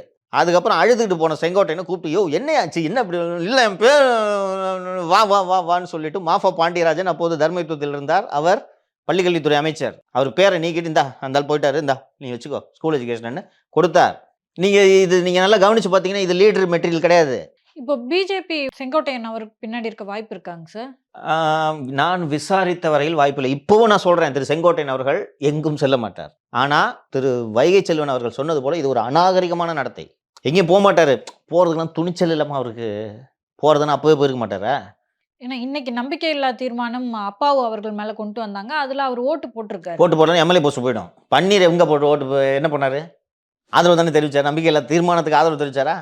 போடலன்னா எம்எல்ஏ போஸ்ட் போயிடும். தகுதி நீக்கம் செய்யப்படுவார். செங்கோட்டையன் தகுதி நீக்கம் செய்யப்படுவார். அதனால தான் முதல்ல சார் நான் ஆதரவு வெளில போறேன் அப்படின்னு போயிட்டாரு. இருக்கட்டும், அவர் சார்ந்த கட்சியின் நலனுக்கு அவர் செங்கோட்டையனின் நடத்தை நல்லதா என்பதை செங்கோட்டையன் அவர்கள் யோசித்து பார்க்க வேண்டும். ஒரு கட்சியை நடத்தணுமா, இழுத்து பூச்சி இன்னைக்கு இருந்தாலும் வச்சிருக்கிறாருமா பழனிசாமி. ஒவ்வொருத்தரா நாளைக்கு பேச ஆரம்பிச்சிட்டாங்க, என்னமாகும்? கட்சி கட்டுக்கோப்பா இருக்குமா? நேற்று நீங்க திரு செங்கோட்டையன் அவர்களை திரு வைகை செல்வன் அவர்கள் விமர்சனம் செஞ்சவனை இதற்காகவே காத்து கொண்டிருப்பது போல ஓபிஎஸோட இளைய மகன் ட்வீட் போட்டிருந்தார் பார்த்தீங்களா? ஜெயபிரதீப், எங்கள் அனைவரின் உணர்வுகளையும் செங்கோட்டையன் பிரதிபலித்துள்ளார். அரசியல் குரு. அரசியல் குரு அவங்க. அரசியல் குருமார்களில் ஒருவர். டிடிவி தினகரன் பேசினார் பார்த்தீங்களா? அப்போ உங்களோட எதிரிகளுக்கு நீங்கள் இவ்வளோ நாள் இந்த எதிர்கட்சிகள் இருக்க பக்கமே கேமரா போகாதுப்பா. இன்னைக்கு செங்கோட்டையன் இருக்கிறத எப்படி கவர் பண்ணாங்க பார்த்தீங்களா அசம்பிளியில்? செங்கோட்டையன் அவர் வந்து எனக்கு தெரிஞ்ச எதிர்காலத்தில் இத்தனை செய்திகள் எதிராவதில்ல, அதெல்லாம் அதிமுக ஆதரவாக திருப்ப வேண்டும் அப்படின்னு நான் நினைக்கிறேன்.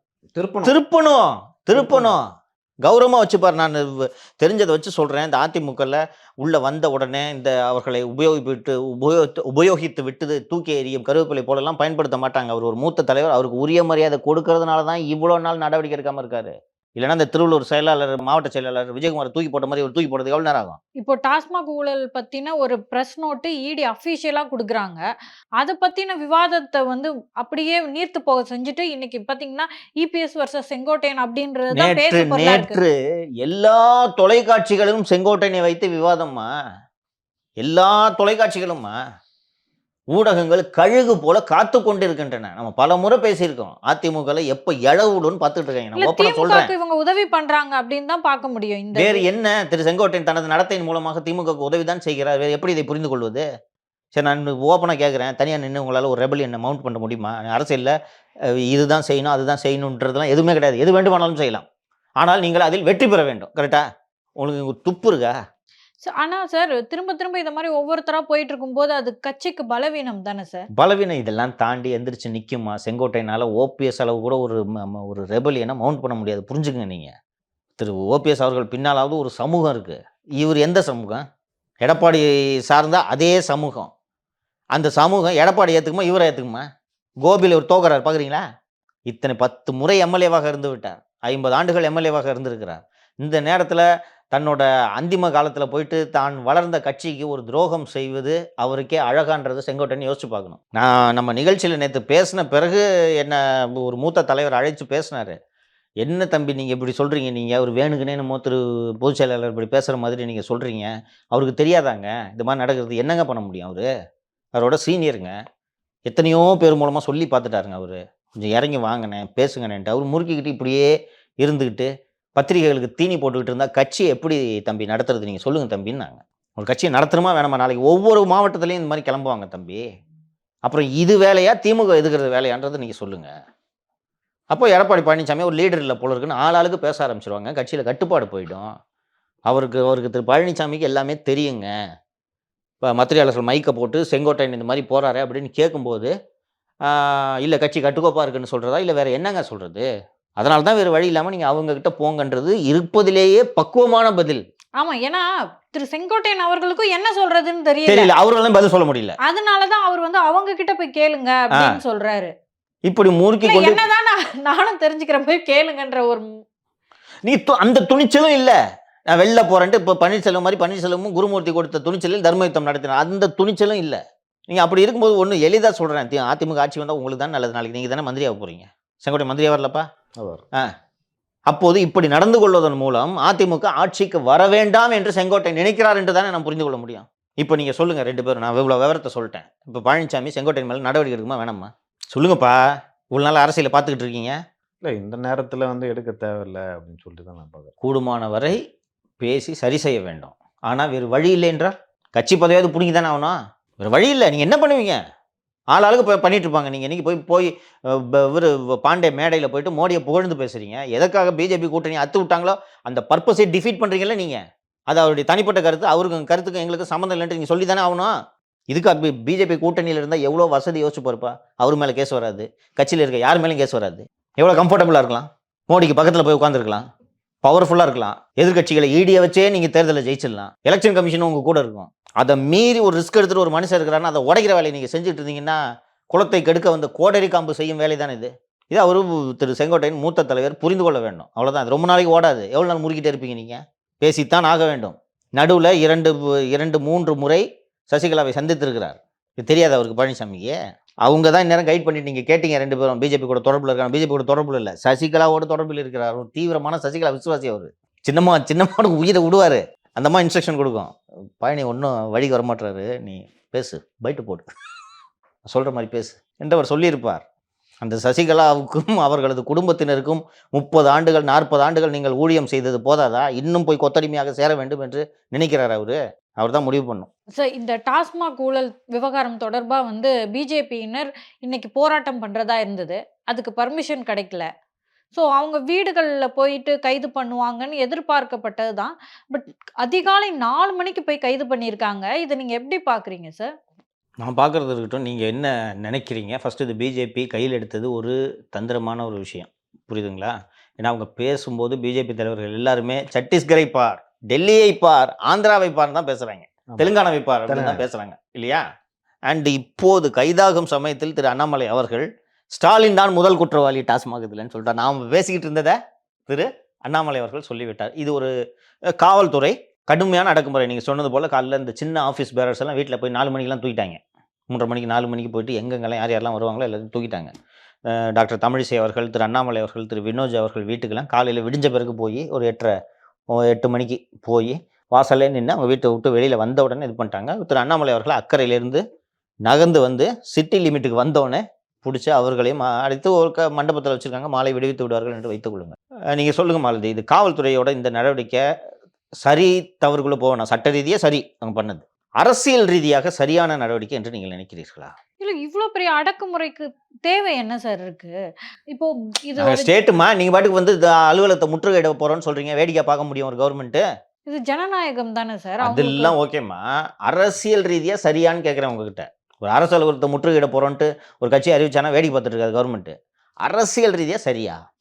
அரசியல் ரீதியாக சரியா தவறா என்பதை தாண்டி அவர்கள் மேலே வந்து எந்த தவறும் இல்லை அப்படின்னா வச்சுங்களேன், சரி போய் போராடிட்டோம், நாளைக்கு என்ன பண்ண போகிறாங்க அப்படின்னு சொல்லிட்டு திமுக அரசு விட்டுருக்கலாம்.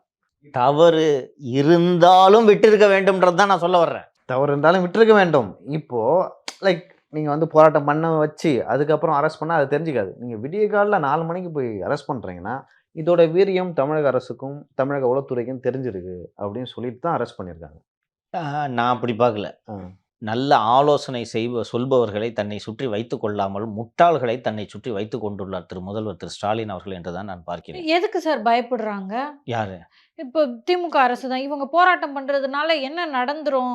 ஒ ஒன்றுமே நடக்காது. இவர்களே ராஜரத்னம் ஸ்டேடியத்துக்கு பக்கத்துல எல்லாமே மூத்த தலைவர்கள் தான். என்ன பண்ண போறாங்க? ராஜரத்னம் ஸ்டேடியத்துக்கு பக்கத்துல போய் கத்திக்கிட்டு விட்டுட்டா, அவன் பாட்டுக்கு போய் ஸ்டாலின் ஒழிக, இது ஒழிகன்னு கத்திட்டு போயிடுவாங்க. அதுக்கப்புறம் மொல்லமா ஒரு கேஸை போட்டு வச்சுக்கோங்க. ரைட்டா? இது ஒரு முறை. இது கையாண்டிருந்தா அங்கே போயிட்டு நிறைய ஊழல் நடந்திருக்கு அது இதுன்னு சொல்லிட்டு போகலாம். நீங்களும் அரசியல் ரீதியாக அதை கவுண்டர் பண்ணியிருக்கலாம். ஏன் நீங்கள் ஊழல் செய்யலையா? நீங்கள் ஈடியை கையில் வச்சிருக்கீங்க, அதனால் உங்கள் ஊழல் வெளில வரலன்னு அரசியல் ரீதியாக அதை கவுண்டர் பண்ணலாம். நேற்று அமைச்சர் திரு செந்தில் பாலாஜி அவர்கள் ஈடி பழிவாங்கும் நோக்கோடு செயல்படுகிறதுன்னு ஒரு நேர்காணல் கொடுத்துருந்தாரு. அதோடு முடிஞ்சிட்டு போயிருந்துருக்கோம். கூட இருக்கவங்க இல்லை சார், பிஜேபியை தமிழ்நாட்டில் கால் ஊனவே விடக்கூடாது சார். என்ன பண்ணா வீட்டில் தூக்குறோம் சார், நீங்கள் என்ன சார் கவலைப்படுறீங்கன்னு சொல்லி சிஎம் கிட்ட இது சரியான ஐடியான்னு சொல்லி போய் இவர்களை வீடு வீடாக கைது செய்ததன் மூலம் காலையிலேயே நேஷனல் மீடியா பிக்கப் பண்ணிடுச்சு. என்டிடிவி, ஏஎன்ஐ, இந்தியா டுடே எல்லாரும் பிக்கப் பண்ணி ஸ்டேட் பிரசிடென்ட் அரெஸ்டடு, செல்வம் அரெஸ்டடு, டாக்டர் தமிழிசை ஃபார்மர் கவர்னர் அவங்க அரெஸ்டடுன்னு நேஷனல் மீடியா பிக்கப் பண்ணிடுச்சு. எதுக்கு அரெஸ்டடு? இவங்க போராட்டம் பண்ணாங்க. எதுக்கு போராட்டம் பண்ணாங்க? டாஸ்மாகில் ஊழல்னு. என்ன ஊழல் இது? டாஸ்மாக் இந்த டெல்லியில் நடந்த மாதிரியே ஊழல். இப்போது அமலாக்கத்துறை இது தொடர்பான ஆவணங்களை தேசிய ஊடகங்களுக்கு கசிய விடுவதற்கு வாய்ப்பு இருக்குதா? ரைட். இப்போது நீங்கள் காலைல 4 மணிக்கு போய் பிஜேபி ஆட்களை நீங்கள் கைது பண்ணுறீங்க. இப்போது மத்திய உள்துறை அமைச்சர் திரு அமித்ஷா அவர்கள் இதை எல்லாத்தையும் பார்த்து கொண்டு இருப்பார். என்ற டேய் திருடிட்டு போராட்டம் நடத்துறதுக்கு போனால் எங்கள் ஆளுங்களை வேற நீங்கள் கைது பண்ணுறீங்கன்னா உங்களுக்கு எவ்வளோ கொழுப்பு இருக்கும். இப்போ அந்த இடி டைரக்டரை கூப்பிடுன்னு சொல்லி என்னன்றதை விசாரி என்று சொன்னால் அது முதல்வர் வீட்டை நோக்கி செல்லும் என்பதை நான் தொடர்ந்து வலியுறுத்திக்கிட்டு வர்றேன். இது நிச்சயமாக முதல்வர் வீட்டை நோக்கி செல்லும். திரு அண்ணாமலை அவர்கள் இன்னைக்கு சொல்லிட்டார் முதல் குற்றவாளிகிட்ட. நேற்று திரு வினோஜ் அவர்கள் இந்த போராட்டத்தை ஒட்டி ஒரு கார்ட்டூன் போட்டிருந்தார். நீங்கள் பார்த்தீங்களா இல்லையான்னு தெரியல. பஞ்சபூதங்களிலும் ஊழல் செய்த கட்சி திமுக. நெருப்பு, கோல் ஸ்கேம், நிலம், மண்டல்னாங்களா, காற்று, ஆகாயம், 2G, தண்ணியில் பண்ண ஊழல் தான் டாஸ்மாக் ஊழலும் என்று போட்டிருந்தார். இப்போது நேஷனல் மீடியா பிக்கப் பண்ணிடுச்சு. இப்போது நான் இந்த அமலாக்கத்துறை அதிகாரிகளிடம் பேசிய போது திரு செந்தில் பாலாஜி அவர்கள் சிறை சென்ற பிறகு, அதற்கு முன்னாடியும் ஒரு மாதிரி நடந்துடுச்சு. செந்தில் பாலாஜி அவர்கள் சிறை சென்ற பிறகு முத்துசாமி, அண்ணன் முத்துசாமி ரொம்ப வயது முதிர்ந்துட்டார். அவர் பெருசாக இதெல்லாம் தலையிட்டதில்லை. அவர் சிறை சென்ற பிறகு இந்த டாஸ்மாகில் கொள்முதல் உள்ளிட்ட விவகாரங்கள் அத்தனையும் உதயநிதி கண்ட்ரோலுக்கு வருது. அவர் பார்க்கறது இல்லை. அப்போ நம்ம நடுவில் பூந்தோன்னா நம்ம கொஞ்சம் துட்டு பார்க்கலாம்ல. அதனால் இவர்கள் கட்டுப்பாட்டுக்கு இது வருகிறது. ஸோ எந்த லிக்கரை ப்ரொக்யூர் பண்ணணும், எவ்வளோ ப்ரொக்யூர் பண்ணணும், டபுள் சேல்ஸ், இது எல்லாவற்றையும் முடிவு செய்வது திரு அன்பில் மகேஷ், உதயநிதி ஆகியோர் அடங்கிய டீம். இதை ஃபெசிலிட்டேட் பண்ணுறதுக்கு ஒரு லயசனா ஆறு எந்த அதிகாரிக்கு இவங்க இன்ஸ்ட்ரக்ஷன் கொடுப்பாங்கன்னா டாஸ்மாகோட மேலாளர் இல்லையா, திரு விசாகன் ஐஏஎஸ் அவர்கள் தான். அவர்கள் அமைச்சர் எல்லாம் இவங்கக்குள்ளலாம் தொடர்பில் இருப்பாங்க. அமலாக்கத்துறை சோதனை நடத்திய போது திரு விசாகன் ஐஏஎஸ் அவர்கள் ஃபோனை யூஸ் பண்ண விட மாட்டாங்களே, வாங்கி மொத்தமாக ஒரு மிரர் இமேஜ் டம்ப் எடுத்துட்டாங்க. அதில் திரு உதயநிதி, திரு அன்பில் மகேஷ் ஆகியோருக்கும் இந்த லிக்கர் ஊழலுக்கும் என்னென்ன தொடர்பு என்ற எல்லா ஆதாரங்களையும் அமலாக்கத்துறை எடுத்து விட்டது. நேரடியாக உதயநிதி மற்றும் அன்பில் மகேஷ் இந்த ஊழலில் மாட்டுவார்கள். அங்கே அப்புறம் 2 ஜென்ரல் மேனேஜர்ஸ் ரீட்டைல் வெண்டிங்க்கு, ராமதுரை முருகனார் சம்படி ஒரு ஜென்ரல் மேனேஜர் ஒருத்தர் இருக்காரு. யாரெல்லாம் இதில் சம்மந்தப்பட்டாங்களோ அந்த அதிகாரிகள் ஃபோனெல்லாம் வாங்கி டம்ப் எடுத்துட்டாங்க. அவங்க தே ஹாவ் தி டெக்னாலஜி எடுத்துட்டாங்க. நேரடியாக முதல்வர் வீட்டை நோக்கி இந்த ஊழல் செல்லும். ஒரு நல்ல உளவுத்துறை இதையெல்லாம் தெரிந்து கொண்டு ஃபஸ்ட் அங்கே என்ன நடந்துச்சுன்றது தெரியணும். சத்தம் போடாமல் கமுக்கமாக இருக்கிறாங்க அதிகாரிங்க. அந்த ஃபோனில் டம்ப் எடுத்தது அவங்களுக்கே தெரியல. ஃபோனை வாங்கி வச்சுக்கணும், சரி வச்சுட்டு திருப்பி கொடுத்துட்டாங்க பழக்கம். நம்ம ஃபோனையே உருவிட்டு டீட்டெயில்ஸ் எடுத்து வெளியில் விடல. ஸோ வச்சுக்கிட்டு சரி அதை திருப்பி கொடுத்துட்டாங்களே அப்படின்னு நினச்சிருக்கேன். மொத்தமாக காப்பி எடுத்துகிட்டு இருக்காங்க. காப்பி எடுத்துகிட்டு தேவைப்பட்ட நேரத்தில் சம்மன் பண்ணுவாங்க. ஓகேங்களா? இது உங்கள் அலுவலகத்தில் சோதனை நடந்திருக்கு. ஈடி கிட்ட என்ன ஆதாரம் கிடைத்திருக்கிறது என்பது உங்களுக்கு தெரியாது. இப்படிப்பட்ட நேரத்தில் பிஜேபி, அந்த மத்திய அரசு சார்ந்த கட்சியான பிஜேபி போராட்டம் நடத்திருந்தா சரி பண்ணிட்டு போட்டோம், கொடுங்க கத்திட்டு போங்க என்று விட்டுருக்கலாம் அல்லவா? இப்போ வீடு பூந்து தூக்கி என்ன பண்ணிட்டீங்க நீங்கள்? இது இன்னும் பெரிய நியூஸ் ஆயிருக்கு. கரெக்டா? பெருசாக்கியிருக்காங்க சார். ஏன்னா அதிகாலை 4 மணிக்கு அப்படின்றது எதுக்குமா? அவங்க பிஜேபி காரங்களே வெளியே பாசிசம் பண்ணுது திமுக அப்படின்ற அளவுக்கு பேச வச்சுட்டாங்க. அவங்க இன்னும் பிஜேபி இப்படி சொல்லணும், பார்த்தீங்களா எங்களை மாதிரி நீங்களும் மாறிட்டீங்க, நாங்களும் பாசிசம் நீங்களும் பாசிசம் என்று அவர்கள் சொல்லியிருக்க வேண்டும். அப்படி சொல்லிருக்க மாட்டாங்க. நாங்கள் பண்ணுறோம் நீங்கள் பட்டா அப்போ நாங்கள் என்ன பண்ணுறது இருக்கலாம். இப்போது வந்து விட்டதா? இது கண்டும் காணாமல் இதை கடந்து செல்ல வேண்டிய நிலைமையில் திமுக இருக்கிறது இல்லையா? நீ ஒன்றும் அவ்வளோ யோக்கியெல்லாம் கிடையாது. அண்ட் அப்படி இருக்கும்போது இதை கடந்து செல்ல வேண்டும். திரு விஜய் அவர்களும் விசாரணை டாஸ்மாக் ஊழல் குறித்து வெளியிட்ட அறிக்கையில் இந்த விசாரணை ஒழுங்காக நடக்குமா, டெல்லி முதலாளிகள் சரிவர இந்த விசாரணை நடத்துவார்களா என்று தான் திரு விஜய் அவர்களும் அவருடைய அறிக்கையில் குறிப்பிட்டிருந்தார். பிஜேபி பண்ணுறாங்கன்னா கண்டுக்காம போக வேண்டியதானே. இது என்னன்னா, அரசியல் ரீதியாக சிந்தித்திருந்தால் இந்த ஆர்ப்பாட்டத்தை விட்டுருப்பாங்க. இப்போ ஒரு துரைமுருகன்ட்ட கேட்குறாரு, ஒரு சீனியர்ட்ட கேட்குறாருன்னு, தம்பி விடு தம்பி, கத்திக்கிட்டு போட்டோம், நம்ம பண்ணாத போராட்டமா, விடு தம்பின்னு இருப்பார் துரைமுருகன். இந்த அதிகாரிகிட்ட தானே இவர் துரைமுருகன்ட்டெல்லாம் எந்த விஷயத்துலையும் ஆலோசனை செய்கிறதில்ல. அதிகாரிகிட்ட கேட்பார், அதிகாரி சார் லெட்ஸ் அரெஸ்ட் எப்படி, நீங்கள் அதெல்லாம் என்கிட்ட ஒரு வார்த்தை சொல்லுங்கள், நாங்கள் பார்த்துக்குறோம் மீதியை என்று சொல்லி ஃபோர்ஸ் ஏரியா எல்லாத்தையும் தூக்கி உள்ள வச்சுட்டாங்க. இப்போ அண்ணாமலை என்ன சார் ஈவினிங் நீங்கள் ரிலீஸ் பண்ணி ஆகணும். அண்ணாமலை ஈவினிங் ஹோம் மினிஸ்டர்கிட்ட பேச மாட்டார். அமித்ஷா தமிழகம் வந்திருந்த போது எவ்வளோ நேரம் உரையாடி கொண்டிருந்தாருன்னு பார்த்தீங்களே நீங்கள். ஃபோன் பண்ணி சொல்ல மாட்டார். வானதி சொல்ல மாட்டாங்க. வானதி நிதியமைச்சர்கிட்ட பேச மாட்டாங்க. சூர்யாவே நிதியமைச்சர்கிட்ட பேசுவார், சொல்ல மாட்டாங்க. அப்போ நிதியமைச்சரின் கீழ் தானே இந்த அமலாக்கத்துறை வருகிறது. இது ஒன்றும் சரிப்பட்டு வராது போல இருக்குது. திருப்பி அனுப்புன்னு சொல்லிட்டு இப்போ உங்கள் முதல்வர் குடும்பத்தில் இருக்கிறவங்கள சம்மன் பண்ணி விசாரிக்க முடியாதா? அதுக்கு தான் அவங்ககிட்ட அரசியல் ரீதியாக இதை எப்படி பண்ணியிருக்கணும்னு கேட்டேன் நான். பட் சார் ஏற்கனவே பார்த்தீங்கன்னா, இந்த ஜாஃபர் சாதிக் கைதா இருக்கட்டும், மணல் விவகாரமா இருக்கட்டும், எதுலயும் பெருசா அடுத்த கட்டமா முன்னேறல சார். அப்படி இருக்கும்போது இப்போ பிஜேபி இதை கையில் எடுத்திருக்குன்றதை வச்சு நீங்கள் இதை பாருங்க. அன்னைக்கு மணல் பற்றி அண்ணாமலை பேசினாரா? வாய் திறந்தாருப்பா, ஒரு வார்த்தை பேசல. அதுக்கு பின்னாடி இருக்கிறது எனக்கு விட்டுருங்க. இன்னைக்கு ஏன் பேசுறாரு? போராட்டம் அறிவிச்சிருக்காங்கம்மா, அதை வச்சு தானே நீங்கள் பார்க்கணும். டெல்லியோட அறிவுறுத்தல கூட இருக்கலாம். அது அதை மறுக்க மாட்டேன் நான். டெல்லி சம்மந்தம் இல்லாமல் இந்த இஷ்யூ ஏன் எடுக்கிறேன்னு சொல்லுவாங்க இல்லையா? அப்போ டெல்லியோட கன்கரன்ஸ் இல்லாமல் இந்த இஷ்யூவை பிஜேபி கையில் எடுத்து அக்ரெசிவாக பண்ண. இன்னைக்கு திமுக விமர்சிக்கிறதுக்கு 100 மேட்டர் இருக்குது. இந்த விஷயத்தை ஏன் கையில் எடுக்கிறாங்க சார்? இப்போ சார் போராட்டமே பண்ணிட்டாங்கன்னு நம்ம வச்சுப்போமே, போராட்டம் பண்றாங்க இல்லை கொஞ்சம் அப்படியே கத்த ஆரம்பிக்கிறாங்க, அப்போ கைது பண்றாங்க அப்படின்னா கூட மீடியா எப்படி உங்க கையில தான் இருக்கு. திரும்பவும் போய் இபிஎஸ் வர்சஸ் செங்கோட்டையன், விரிசலா உரசலா அப்படின்னு சொல்லிட்டு அவங்க ஃபன் பண்ணிட்டு இருக்க போறாங்க தனியா. நீங்க இதை எதுக்கு மறைக்கிறீங்கன்னு எனக்கு புரியல. இப்போ இது மேலிடத்துக்கு போகும்போது கண்டிப்பா உங்களுக்கு கோவத்தை உண்டு பண்ணும். நீங்க சொன்ன மாதிரி தமிழகத்தில் இருக்கிற முக்கிய தலைவர்கள், பாஜக தலைவர்கள் எல்லாம் அவங்கவுங்க ஏரியாவில் தான் அந்த போராட்டம் நடத்துவாங்க. எல்லாம் ஒன்று கூடிய இந்த போராட்டத்தை நடத்தும் போது இதோட கண்டிப்பா டெல்லி அறிவுறுத்தல் இல்லாமல் பண்ணிருக்க சொல்லுங்க. They are organising. அங்கங்க போராட்டம் பண்ணாம ஆர்கனைஸ் ஆகி பண்ணணும்னு ஒரு முடிவு எடுக்கும்போது டெல்லி அறிவுறுத்தல் இல்லாமல் எப்படி நடக்கும்? இன்னொன்று டிப்பு கூட கொடுத்துக்கலாம். வசம் மாட்டுக்கிறாங்க, எடுங்க அதை கையில், வாயே திறக்க முடியாதுன்னு சொல்லியிருக்கலாம். அதை உங்க பாணியில நீங்க அதை சரி பண்ணி இருக்கலாம், ஓகேவா? அதை விட்டுட்டு நீங்க இந்த மாதிரி அனுமதியே கொடுத்துடக்கூடாது. இதுக்கும் அனுமதி இல்ல, இதுக்கும் அனுமதி இல்ல. இது முற்றுகை போராட்டம். முற்றுகைக்கு எங்க அனுமதி கொடுப்பாங்க? நான் என்ன சொல்றேன், ராஜரத்னம் ஸ்டேடியத்துக்கிட்ட முற்றுகை பண்ணிக்கமான்னு சொன்னா இதுதான் நாமு. ஒரு 100 பேர் வந்திருப்பாங்க. இன்னைக்கும் நான் ராஜரத்னம் ஸ்டேடியத்துக்கிட்ட தான் திரு கருநாகராஜன்லாம் கைது பண்ணியிருக்காங்க. 1000 பேர் வரட்டுமேப்பா, ஃபோர்ஸ் இறக்க முடியாதா? பக்கத்தில் தான் ஏஆர் பேரக்ஸ் இருக்குது புதுப்பேட்டையில். ராஜரத்ன ஸ்டேடியம் அப்படியே அரெஸ்ட் பண்ணி அப்படியே ராஜரத்ன ஸ்டேடியத்தை உள்ளே உட்கார வச்சுட்டு 2 பட்டசோறு மதியம் வாங்கி கொடுத்துட்டு போங்க சாயங்காலம் எல்லாம் கிளம்பி போங்கன்னா முடிஞ்சு போச்சு. நீங்கள் உங்கள் மாலதி சொன்ன மாதிரி மீடியா உங்ககிட்ட தான் இருக்குது. இன்று மாலை வழக்கம் போல் சட்டசபையில் கலக்கிய முதல்வர்னு ஒரு விவாதம் பண்ணிட்டு போங்க.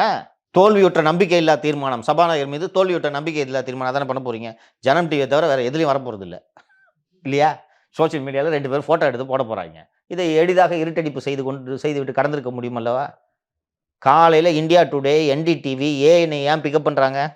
என்டிடிவி இந்த ஆர்ப்பாட்டத்தை பிக்கப் பண்ணியிருக்கோன்னு நினைக்கிறீங்களா? நீங்கள் பண்ணாலும் பெருசாக எடுபட்டு இருக்காது. பண்ண மாட்டாங்கம்மா, நான் சொல்கிறேன். கைதுன்றதுனால தான். தமிழ்நாடு லிக்கர் கரப்ஷன் ஹேஷ்டேக் ஒன்று போடுவாங்களா? ஒன்று போடுவாங்க, அப்படியே ஸ்க்ரோலில் ஓடும். அப்படியே எங்கேருந்து ஆரம்பிங்க, இந்த மாதிரி டெல்லியில் நடந்துச்சு, அதுக்கப்புறம் சத்தீஸ்கர், தெலுங்கானா முன்னாள் முதல்வரோட மகள் கைது செய்யப்பட்டார். அடுத்தது டெல்லியில் அரவிந்த் கெஜ்ரிவாலின் பதவியை காவு வாங்கியது போல ஸ்டாலின் பதவியை காவு வாங்குமா? ஏற்கனவே அவங்க மும்மொழியில் காண்டில் இருக்காங்க. கரெக்டா? தொக்காசுக்கு ஓ இவ்வளோ ஊழலை வச்சுட்டு இதை மறைக்கிறதுக்கு தான் நீ மொழி கிழின்ட்டு இருக்கிறியான்ட்டு வருவாங்களா மாட்டாங்களா? இப்போ மும்மொழினா கூட எடுபடும். என்னப்பா தமிழர்களை ஏதோ சொல்லிட்டாங்க போல இருக்குன்னு. இது லிக்கர் ஸ்கேம் அப்படி திருட்டி இருக்க மேன், நீ திருட்டி இருக்க. உதாரணம் இருக்கு. எப்படிப்பட்ட அறிவாளிகளை தன்னுடன் முதல்வர் வைத்திருக்கிறார் தெரிகிறதா? பாட்டுக்கு வீடியோ போடுறது காமன் சென்ஸ்மா. பிஜேபி போராட்டம் அறிவிக்கிறாங்கன்ற உடனே உங்களுக்கு புரிய வேணாமா? ஐயோ கிட்னி எடுக்க வர்றாங்கன்னு உங்களுக்கு தோண வேணாமா? அதனாலதான் கொஞ்சம் ஓவரா உஷாரா இருந்துட்டாங்களோன்னு தோணுது. இது தப்பு, முட்டாள்தனம். செவுத்துல தலையை முட்டுறதுக்கு சமம் இது. You are not supposed to antagonize the ruling party. முதலமைச்சர் அவர்கள் மீட்டிங்ல பேசும்போது பிளாக் கலர் ஷால் எல்லாம் எடுத்து வெளியே வச்சுட்டு போங்கன்னு சொன்னபோது அதிக கேர்ஃபுல்லா இருந்துட்டோம் நாங்க அப்படின்ற மாதிரி சொல்லியிருந்தாங்களா? அது மாதிரி தான் போல இருக்கு இதுவும். அவசியம் இல்லாத விஷயம் இது. இது நிச்சயமா வம்பை இவர்கள் விலை கொடுத்து வாங்கியிருக்கிறார்கள்ன்றதுல மட்டும் எனக்கு சந்தேகம் இல்ல. இந்த லீடர்ஸ் இப்போ அரெஸ்ட் ஆன எல்லா லீடர்ஸும் டெல்லி கான்டாக்ட் உள்ளவங்க.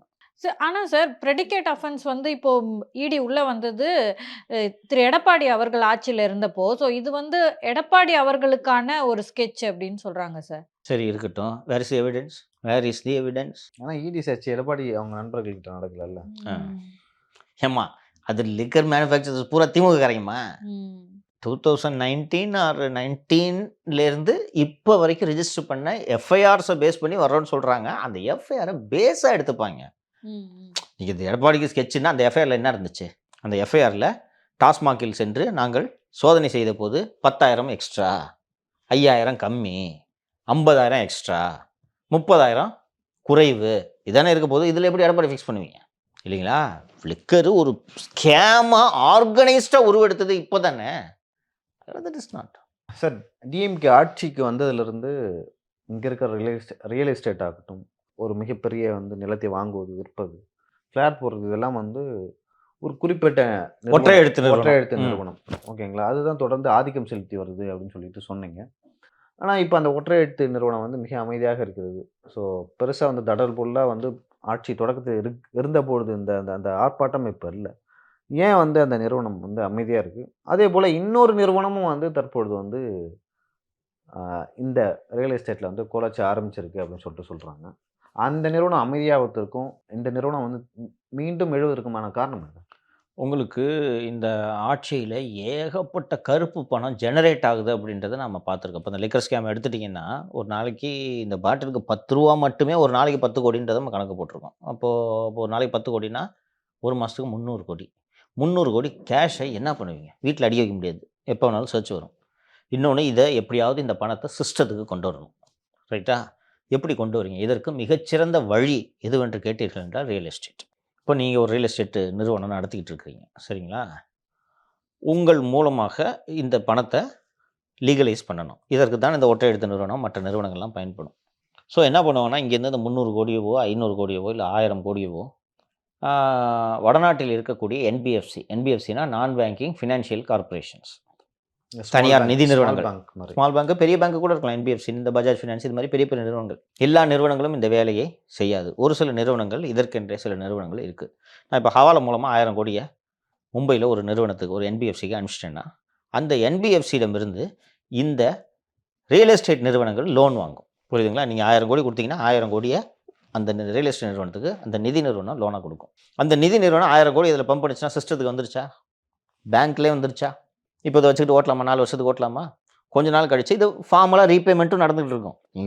நீங்கள் கொடுத்த பணம் தானே, அதை ஃபார்மலாக ரீபேமெண்ட்லாம் பண்ணிக்கிட்டு இன்னும் கொஞ்ச நாள் கழிச்சு இன்னொரு 1000 கோடி எங்களுக்கு பத்தலை என்று திருப்பி ரைஸ் பண்ணுவாங்க. இது போல் சென்னையில் வந்து இந்த ஒற்றை எழுத்து நிறுவனம் இன்றைக்கி வரைக்கும் அதை பண்ணிக்கிட்டு இருக்கு. அண்டு சென்னையில் மிக அதிகமான ரியல் எஸ்டேட்டுகளை கடந்த அதிமுக ஆட்சி காலத்தில் செய்து வந்த ஒரு நிறுவனம் தான் பாஷ்யம் நிறுவனம். பாஷ்யம் நிறுவனத்தில் அரசியல்வாதிகள் பணம் இல்லாமல் அதிகாரிகளோட பணமும் அதில் தான் அதிகமாக முதலீடு செய்யப்பட்டிருக்கும். இப்போது இந்த பாஷ்யம் நிறுவனம் ஆளும் தரப்புக்கு மிக மிக நெருக்கமாகி இருக்கிறது. நீங்கள் ஒரு 2 வருடங்களுக்கு முன்பு பாஷ்யம் நிறுவனத்துக்கு ஒரு முரண் வந்தது அப்படின்னு சொல்லிட்டு முரண் வந்துச்சு, நம்ம பேசியிருக்கோம். அண்ட் இந்த பாஷ்யம் நிறுவனம் தான் இந்த ஈசிஆரில் ஒரு ஓப்பன் ஏர் தேட்டர் இருந்துச்சு, பிரார்த்தனா ஒரு பெரிய லேண்ட், அது கிட்டத்தட்ட ஏக்கர் கணக்கில் வரும். அது இல்லை, அதுக்கு பின்னாடி தான் தேட்டர் மட்டும் தான் உங்களுக்கு தெரியும், பின்னாடி நிறைய லேண்ட் இருக்குது இல்லைங்களா? அந்த லேண்டு பாஷ்யம் தேட்டர் க்ளோஸ்டு, பாஷ்யம் கிட்ட தான் அந்த லேண்ட் இருந்துச்சு. அதை டெவலப் பண்ணுறதுக்கு இந்த கவர்மெண்ட்டு ஏகப்பட்ட தொல்லைகளை கொடுத்து வந்தது. அதே போல் க்ரௌன் பிளாசா ஹோட்டல் 100 கோடி கூட லஞ்சம் கேட்டாங்க. கேட்டு 100 கோடி ப்ளஸ் ஒரு பென்ட் ஹவுஸ் இதெல்லாம் கேட்டிருந்தார்கள். நாம் நேராக போய் ஸ்டோரி பண்ணோமே, திருவான்மியூர் தாண்டி ரோடு பாஷ்யத்துக்காகவே ஓஎம்ஆர்ல அந்த ஸ்கூலை இடிச்சிட்டு ரோடு போட்டிருந்தாங்க. பாஷ்யத்துக்காகவே ரோடு போட்டு அங்கே இருக்க வீடுகளெல்லாம் குடியிருப்புகளெல்லாம் இடித்தார்கள்ன்றதை நம்ம ஸ்டோரி பண்ணோம். இனி பாஷ்யத்திற்கு எந்த தொல்லையும் இருக்காது. பாஷ்யம் நிறுவனம் வந்து அரசுக்கு, குறிப்பாக அந்நியாருக்கு மிக மிக நெருக்கமான ஒரு ரியல் எஸ்டேட் நிறுவனமாக ஆகிவிட்டது.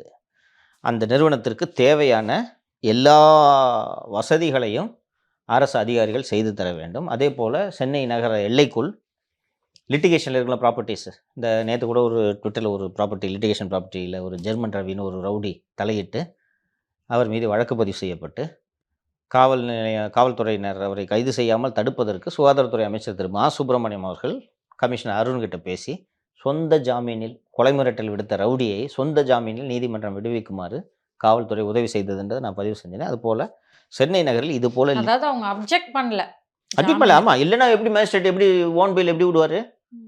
கொலை மிரட்டல் கேஸ் மாதிரி ஃபைனான்ஸ் 6 part 1 நான் பெயிலபிள். இதுக்கு மேஜிஸ்ட்ரேட்டு ஓன் பெயிலில் விட்றாருன்னா எப்படி விடுவார்? ப்ராசிக்யூஷன் தானே சொல்லணும், சார் விடக்கூடாது, சாட்சி கலைச்சிடுவாங்க. சொல்லியிருக்கணும் இந்த கேஸில் ஜெர்மன் ரவி மேலே 10 கேஸ் பெண்டிங்காக இருக்குது. இவ்வளோ கேஸ் வச்சுட்டு இருக்காலும் இந்த ஆளு வேலையே டபுள் டாக்குமெண்ட்டு ரவுடிசம் பண்ணுறது தான். இப்போ பாருங்கள், இப்போ கூட போய் மிரட்டியிருக்காரு. வீட்டில் ஆள் இல்லாத நேரத்தில் ஒரு பெண்ணை போய் மிரட்டிட்டு வந்திருக்காரு, கொலை மிரட்டல் எடுத்திருக்காரு. அங்கே போய் அந்த பெண்ணுக்கிட்ட அண்ணன் ஜெர்மன் ரவுடி லைனில் இருக்காரு, பேசுங்க என்று மிரட்டல் நடந்திருக்கிறது. அதை போட்டோன்னா மேஜிஸ்ட்ரேட் எப்படி பெயிலில் விடுவார்? போலீஸு அப்ஜெக்ஷன் இல்லை சார் எங்களுக்குன்னு சொன்னதுனால தான் விட்டுருக்கிறார். ஸோ அது போல் லிட்டிகேஷனில் இது மாதிரி இருக்கக்கூடிய ப்ராப்பர்ட்டி நிறைய இருக்கும் சிட்டியில். நீங்கள் பார்த்தீங்கன்னா காலையை இடிஞ்சு கிடக்கும், பார்த்துருக்கீங்களா? 2 கிரவுண்டு 3 கிரவுண்டு கிடக்கும், இடிஞ்சு பாழடைஞ்சு கிடக்கும், எல்லாம் லிட்டிகேஷன் ப்ராப்பர்ட்டி. இதில் ஏற்படும் சிக்கல்களை எல்லாம் திரு அருண் அவர்கள் திரு பாஷ்யத்துக்கு உதவி செய்ய வேண்டும் என்றெல்லாம் உத்தரவு பிறப்பித்திருக்கிறார்கள். ஸோ இப்போது பாஷ்யம் தான் இப்போது நம்பர் 1 ஆளும் தரப்புக்கு நெருக்கமான ஒரு ரியல் எஸ்டேட் நிறுவனமாக மாறி இருக்கிறது. அதே போல் டெண்டர் இதையெல்லாம் முடிவு செய்வதில் திரு உதயநிதி அவர்களோட கரம் ஓங்கி இருக்கிறது. அண்ட் இதற்கு முன்பு சின்னதாக 1-2 டெண்டர்கள்லாம் பண்ணிட்டு இருந்தார். இப்போது உதயநிதியோட ஆஃபீஸு பெரும்பாலான டெண்டர்களை முடிவு செய்கிறது என்று சொல்கிறார்கள். பெரும்பாலான டெண்டர்களை உதயநிதிக்கு அங்கே ஆக்சுவலி பார்த்தீங்கன்னா ஆஸ் அ பர்சன் உதயநிதிக்கு இந்த கார் ரேஸ் விடுறது இதில் தான் இன்ட்ரெஸ்ட்டு. இந்த டெண்டர் ஃபிக்ஸ் பண்ணுறதுலாம் உதயநிதிக்கு பெரிய அளவில் இன்ட்ரெஸ்ட் இல்லை. ஆனால் உதயநிதியோட பிராண்டு பில்டிங் பண்ணுறேன் அண்ட் உதயநிதி சார்பாக தேர்தல் வியூக வகுப்பாளராக இப்போது உதயநிதியிடம் பணியாற்றி கொண்டிருக்கும் திரு சுனில் கனுகுலு தான் இந்த டெண்டர்களில் பெரும்பாலானவற்றை முடிவு செய்கிறார். இது லேட்டஸ்ட் டெவலப்மெண்ட். அவர் காங்கிரஸ் கட்சியின் உறுப்பினர். இன்னைக்கு வரைக்கும் அஃபிஷியலாக he is the advisor to the government of Karnataka. அங்கே போய் இதே மாதிரி டெண்டர் ஃபிக்ஸ் பண்ணலான்னு சொல்லும்போது தான் திரு டி.கே. சிவகுமார் கூப்பிட்டு, தம்பி எலெக்ஷனுக்கு ஸ்ட்ராட்டஜி பண்ணுன்னா ஸ்ட்ராட்டஜியோடு போயிடணும், பேருக்கு அட்வைசர்னு போட்டிருக்கேன்னா உண்மையிலே அட்வைஸ் பண்ணுவேன் நீ, நாங்கள் இது இருக்கோம் கிளம்பு என்று சொன்னதும் தான் அவர் திரு உதயநிதி அவர்களிடம் அவருக்கு பிராண்ட் பில்டிங் எலெக்ஷன் ஸ்ட்ராட்டஜி பார்க்குறேன்னு சொல்லிட்டு டெண்டரையும் அவர் தான் இப்போது பெரும்பாலான டெண்டர்களை திரு உதயநிதி அவர்கள் தான் முடிவு செய்கிறார். இதற்கு முன்பு டாக்டர் சுஜய் ரெட்டி என்பவர் திரு சுஜய் ரெட்டி என்பவர் இந்த டெண்டர்களை எல்லாம் கவனித்து கொண்டிருந்தார். அவர் 200 கோடி ஒரு திருடிட்டாருன்ட்டு அந்நியாரிடம் போட்டு கொடுத்து அவரை காலி செய்து விட்டு அந்த இடத்திற்கு திரு சுனில் கனுகுலு விட்டார். இப்போது திரு சுஜய் ரெட்டியை ஏரியா பக்கமே வரக்கூடாதுன்ட்டாங்க. அந்த சித்தரஞ்சன் சாலை இல்லை, அந்த சித்தரஞ்சன் சாலையை இணைக்கும் அண்ணா சாலையில் கூட நீ கால் வைக்கக்கூடாது என்று சொல்லிவிட்டார்கள். முழுக்க முழுக்க எல்லாவற்றையும் பார்ப்பது திரு சுனில் கனுகுலு. சுனில் கனுகுலுவின் ஒரு நெருங்கிய நண்பர், கூடுதல் தகவல் சொல்லி விடுகிறேன். சுனில் கனுகுலுவின் நெருங்கிய நண்பர் திரு வருண்குமார். அடுத்து சிவாஜி கிருஷ்ணமூர்த்தி அவர்கள் சமீபத்தில் ஒரு மேடையில் நீங்கள் பார்த்தீங்களா அந்த வீடியோ? இதெல்லாம் என்ன சொல்கிறது, எத்தனை வாட்டி பேசுறதுன்னு தெரில. நான் பல முறை சொல்லியிருக்கிறேன், திமுகவின் கலாச்சாரம் இது, அவர்களின் பண்பாடு இது, அவர்களுக்கு உறுத்தவே உறுத்தாது. முகம் சுளிக்கிறதுன்றது உறுத்தவே உறுத்தாது. ஏற்கனவே ஆளுநர் அவர்களை தீவிரவாதி அனுப்பிச்சு கொன்று வேண்டிய ஏதோ பேசினார்னு நினைக்கிறேன் இந்த ஆள். அதற்காக அவரை கட்சியை விட்டு நீக்கி வைத்திருந்து விட்டு உடனடியாக ஒரு மாதமாக கழித்து திருப்பி திரு கிருஷ்ணமூர்த்தி அவர்களை கட்சியில் சேர்த்துக்கொண்டதோடு சேர்த்துக்கிட்டு நீங்கள் கம்முன்னு போய் நீ பாட்டு கடைன்னு சொன்னால் கூட நான் இது பண்ண மாட்டேன், சேர்த்துக்கிட்டு பாரு ஒழுங்காக இருக்கணும் கம்முன்னு அவரை வச்சு கூட்டம் போடாதீங்க பண்ணாலே முடிஞ்சு போச்சு. சிவாஜி கிருஷ்ணமூர்த்திகள்லாம் என்ன பிழைப்புனா அவர்களெலாம் டெண்டர் கொடுக்க மாட்டாங்க. அவர்களாம் என்ன பிழைப்புனா மீட்டிங்கில் போய் பேசிட்டு ஒரு 20,000 கொடுப்பாங்க ஒரு மீட்டிங்கு. போய் அங்கங்கே பேசிட்டு இவர்களை மகிழ்விக்க வேண்டும், இதுதான் வேலை. நீங்கள் அவரை வச்சு கட்சியினர் தொடர்ந்து கூட்டம் போடுகிறார்கள் என்றால் தலைமை இதை சிவாஜி கிருஷ்ணமூர்த்தியை தலைமை ஏற்றுக்கொள்கிறது என்று தானே பொருள். இந்த விஷயம் இப்போ நம்ம பேச போகிற இந்த விஷயம் நடப்பதற்கு 2 நாட்களுக்கு முன்பாக அறிவிப்பு வந்திருந்தது. டிஎம்கே வாலண்டியர்ஸுக்கு கிளாஸ் எடுக்கிறதுக்கு சிவாஜி கிருஷ்ணமூர்த்தியா? எப்படி ஏன் மூஞ்சி உங்களுக்கு இப்படி போகுது? அவ்வளோ திமுக ஆளே இல்லையான்னு கேட்குறேன். அதான் அந்த மாதிரி ஆயிடுச்சுப்பா. இல்லை, இது சம்பந்தமான கிளாஸ் தான் எடுக்கணுமோ? என்னன்னு வேற என்ன புரிஞ்சுக்க முடியும்? யாரை வச்சு வகுப்பு எடுக்கிறாங்க? என்ன நினைக்கிறாங்க சார்? இப்போ பேசாத ஒருத்தர் இருந்தால் கூட அவர் ரொம்ப அறிவாளிங்க அப்படின்னு சொல்லிட்டு ஒரு இமேஜை பில்ட் பண்ணலாம் தலைவர்கள்கிட்ட. இவர் தான் டெய்லி பேசிகிட்டு இருக்காரு, டெய்லி எல்லாத்தையும் உத வாங்கிட்டு இருக்காரு. அதாவது சிவாஜி கிருஷ்ணமூர்த்தியை கைது பண்ணிங்களான்னு கேட்காதவங்க இல்லை. அப்படி இருக்கையில் இவரை மேடை ஏற்றுகிறீர்கள், அந்த அந்த திரு விஜய் அவர்கள் நடத்திய இஃப்தார் பார்ட்டியை விமர்சனம் பண்ணணுன்றதுக்காக இஸ்லாமியர்கள் எப்படி பேசலாமாங்க? நீங்க அவங்கள நம்பிதான் நீங்க இருக்கீங்க. நீங்க ரொம்ப அழகா சொன்னீங்க, அவங்க இல்லைன்னா அவங்களுக்கு பொழப்பு இல்லை, அவங்க ஓட்டு மட்டும்தான் நீங்க நம்பி இருக்கீங்க. அவங்கள வச்சுதான் 10%லேருந்து உங்க கணக்கு தொடங்குது. அவர் ஒரு நோம்பு நிகழ்ச்சி நடத்திட்டு போகிறாங்க. நீங்கள் என்ன உண்மையிலே சிறுபான்மையினர் காவலரா நீங்கள்? இல்லை உங்களுக்கு தான் அத்தாரிட்டியா பட்டா போட்டு வச்சுருக்கா? முஸ்லீம்ஸ் வேறு எங்கேயும் போகக்கூடாதா? அது போயிட்டாருன்றதுக்காக விஜயை இழிவாக பேசுகிறேன்னு சொல்லிட்டு நீங்கள் இந்த இஸ்லாமிய சமூகத்தினர் இழிவாக பேசுகிறாங்களே, இந்நேரம் அரெஸ்ட் பண்ணியிருக்க வேணாம்?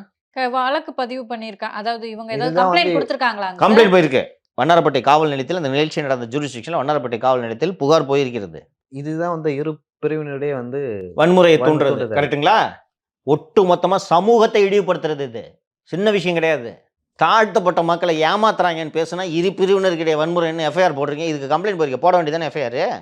அதுவும் மன்னிப்பு கேட்டிருக்காரு. மன்னிப்பு கேட்டு ஒரு வீடியோ போட்டிருக்காரு. நான் இல்ல இவங்க அந்த மன்னிப்பு பாத்தீங்களாங்க சார்? விஜயை வந்து நான் பேசினத திருச்சி சொல்லிட்டாங்க. அதுல திணிக்கிறதுக்கு என்னமா இருக்கு? என்ன வார்த்தைமா? அந்த வார்த்தையை நேர்லயே பயன்படுத்த நாங்களே- விரும்பல. இல்ல, அந்த வார்த்தையை சொல்ல விரும்பல. அது திரிக்கிறதுக்கு என்ன இருக்கு? இல்ல காதல் நமக்கு தப்பா கேட்டுச்சா? வீடியோ தான் இருக்குல்ல. என்ன வார்த்தை? மேடையில பேசின வீடியோ தானே அது. என்ன பேசுன்னு தெரியும். திரிக்கிறதுக்கு என்ன இருக்கு அதுல?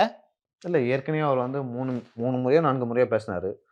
இந்த 3 முறையும் வந்து இந்த மாதிரி தான் வந்து ஒரு மன்னிப்பு கேட்ட வீடியோ வரும். ஆ, பிறகு வந்து கட்சியில சேர்த்துப்பாங்க. இது இஸ்லாமிய மக்கள் இந்த கட்சி எப்படிப்பட்ட கட்சின்றதை புரிஞ்சுக்கணும். உங்களை எப்படி வாக்கு வங்கிகளாக மட்டும் பயன்படுத்துகிறார்கள், உள்ளபடியே அவர்கள் உங்களை பற்றி என்ன மனதில் புரிந்து கொண்டிருக்கிறார்கள், என்ன நினைப்பில் உங்களை வைத்திருக்கிறார்கள்ன்றதை இஸ்லாமிய பெருமக்கள் புரிந்து கொள்ள வேண்டும். அவ்வளவுதான் நான் சொல்ல விரும்புறேன். பெரிய விமர்சனங்கள் இல்ல சார். இஸ்லாம் மக்கள் கிட்ட பெரிய ஒரு அதிருப்தி இருக்க மாதிரி தெரியல. அவங்க தான் அங்கே போய் அடைக்கலம் ஆயிட்டாங்கல்ல. இதெல்லாம் கூட்டணி கட்சின்னு தானே பேசியிருக்கணும். இந்த மாதிரி ஆளை வந்து நீங்கள் எப்படி கட்சியில் வச்சுருக்கீங்க? கூட்டணி கட்சிகள் பேசணும்ல. போய் இந்த நோன்பு தொடங்கியதிலிருந்து தொடர்ந்து 5 நாள் திரும்ப தான் வீடியோ போட்டுட்டு இருந்தார். இன்னைக்கு காலையில் இங்கே நோன்பு திறப்பு, இன்னைக்கு மாலை இங்கே நோன்பு திறப்புன்னு 3 நாள் 4 நாட்களுக்கு. இது வேற அதுலேயும் விஜய் கூட போட்டி. என்னமோ அவர் அன்னைக்கு தான் வந்து நோன்பு இருந்தார் காலையிலேருந்து இஃப்தார் நிகழ்ச்சிக்கான்னு சொல்கிறாங்க. நான் 10 வருஷமாக நோன்பு இருந்து தான் இஃப்தார் விருந்தில் கலந்து கொள்கிறேன் அப்படின்ட்டு அவர் பேசியிருந்தார். அவர் இதை பேச வேணாமா? இப்படி பேசலாமா நீங்கள் என்ன? இல்ல இப்போ இஸ்லாமியர்கள் வந்து திரு விஜய் அவர்கள் நோன்பு திறக்கும் போது கூட போயிட்டாங்கன்றது தான் இவரோட அதோட கிரீவன்ஸ். குற்றச்சாட்டு. ஆமா ஓகே, ஆமா. கிருஷ்ணமூர்த்தி அவருடைய குற்றச்சாட்டு. ஏன் போக கூடாதா? அதான் நான் கேட்குறேன். நான் பட்டா போட்டு வச்சிருக்கான்னு கேட்குறேன். நீங்கள் தான் காப்பிரைட் ஓனரா நீங்கள் இஸ்லாமிய பெருமக்களுக்கு? நாங்க எல்லா இடத்துலயும் 4 பேரை வச்சுப்போம் அப்படின்னா இப்ப நீங்க என்ன சொல்ல வரீங்க? நான் என்ன பார்க்குறேன்னா அவ்வளோ ஆணவம், அதான் இழிவு. உங்களுக்கு என்ன வேற கதி? பிஜேபி கிட்டேருந்து உங்களை பாதுகாக்கிறது ஒரே கட்சி நாங்கள் தான். எங்களை விட்டா வேறு கதி இல்லை. நீ பாட்டுக்கு நடிகன் சொல்லிட்டு நடிகன் இஃப்தார் வந்து கொடுத்தா போகிறீங்க. நாங்கள் இவ்வளோ கஷ்டப்பட்டு உங்களை பிஜேபி கிட்டேருந்து பாதுகாத்துக்கிட்டு இருக்கோம். நன்றி இல்லையா உங்கள் சமூகத்துக்கு? இந்த திமிரு தான் இந்த பேச்சு. இந்த கட்சி எப்படிப்பட்ட கட்சி? சிவாஜி கிருஷ்ணமூர்த்திலாம் கட்சி வச்சிருக்கிற கட்சி எப்படிப்பட்ட கட்சின்றத இஸ்லாமிய சமூக மக்கள் புரிந்து கொள்ள வேண்டும். ஏற்கனவே வந்து முக்தார் அவர் மேல ஒரு எஃப்ஐஆர் இருக்கு. அது கைது இருக்குது. பண்ணல. சிஎம் முதல்வர் பார்க்குறாரு, துரைமுருகன் பார்க்குறாரு. அவரை எஃப்ஐஆர் நிலுவையில் இருக்கு. உங்களுக்கு ஒரு அருவருப்பு வரவேனா இப்படி பேசுகிறவனை கிட்ட சேர்க்கக்கூடாதுன்றது நார்மலான ஆட்களுக்கு மனசில் தோணும் இல்லையா? அவரை கூப்பிட்டு முதல்வர் பார்க்குறாரு, பொதுப்பணித்துறை அமைச்சர் பார்க்குறாரு, கட்சியின் பொதுச் செயலாளர் அவர் கூப்பிட்டு பார்த்து ஃபோட்டோ எடுத்துக்கிறாருன்னா நல்லா நீங்கள் அதை யோசிச்சு பார்த்தீங்கன்னா அவங்களுக்கு இது தப்பாக தெரியலன்றது உங்களுக்கு புரியும். நம்ம நேற்று வந்து வைரமுத்து நிகழ்ச்சியில் முதல்வர் கலந்துக்கிட்டாரா இல்லையாப்பா? கலந்துக்கிட்டார். 15க்கும் மேற்பட்ட பெண்கள் புகார் கொடுத்துருக்காங்களா? 15க்கும் மேற்பட்ட பெண்கள். ஒருத்தர் சொல்கிறது பொய்யா இருக்கலாம், 2 பேர் சொல்கிறது பொய்யா இருக்கலாம். இன்னொன்று, இவர் மேலே என்ன போறாமல் எதுக்கு அந்த பெண்கள் பொய்யாக குற்றச்சாட்டு சுமத்த வேண்டும்? மீண்டும் மீண்டும் மேடை ஏற்றுறீங்களா நீங்கள்? உங்களுக்கு இது தப்பாக தெரியுதா? இவர்கள் தான் பெண்ணிய காவலர்கள் போல வேடம் போடுவார்கள். இறுதியாக இந்த இப்போ தான் சிவாஜி கிருஷ்ணமூர்த்தியை பற்றி பேசுனீங்க. இது போல நிலாபகரிப்பு செய்வர்கள். நான் கொஞ்ச நேரத்துக்கு முன்னாடி இந்த ரவுடி ஜெர்மன் ரவி மேட்டர்னு சொன்னேன், எப்படி பாதுகாப்பு அவருக்கு கிடைத்ததுன்று. கோவை மாவட்டத்தில் மதுக்கரையின் நகராட்சி தலைவராக இருக்கக்கூடிய திருமதி நூர்ஜஹான் என்பவர் மதுக்கரை திமுக சார்பில் இப்போ நகராட்சி தலைவர். கிட்டத்தட்ட 4 ஆண்டுகளாகவே அவருக்கு 2 மகன்கள். ஒருத்தர் பேர் ஷாருக் கான், ஒருத்தர் பேர் சல்மான் கான். அவர்கள் இருவரும் வந்து சட்டவிரோதமாக கனிமங்களை கேரளாவுக்கு கடத்துகிறார்கள் என்று பல வருடங்களாக அந்த பகுதி மக்கள் புகார் தெரிவித்து வருகின்றனர். கடந்த வாரம் 15ஆம் தேதி கனிமவள அதிகாரிகள், அசிஸ்டன்ட் ஜியாலஜிஸ்ட் ஒரு லேடி ஆஃபீஸர் வந்து போய் செக் போஸ்ட்டில் போய்ட்டு 2 வண்டியை பிடிக்கிறாங்க. 2 வண்டியை பிடிச்ச உடனே டிரைவர்லாம் இறங்கி ஓட்டிடுறாங்க.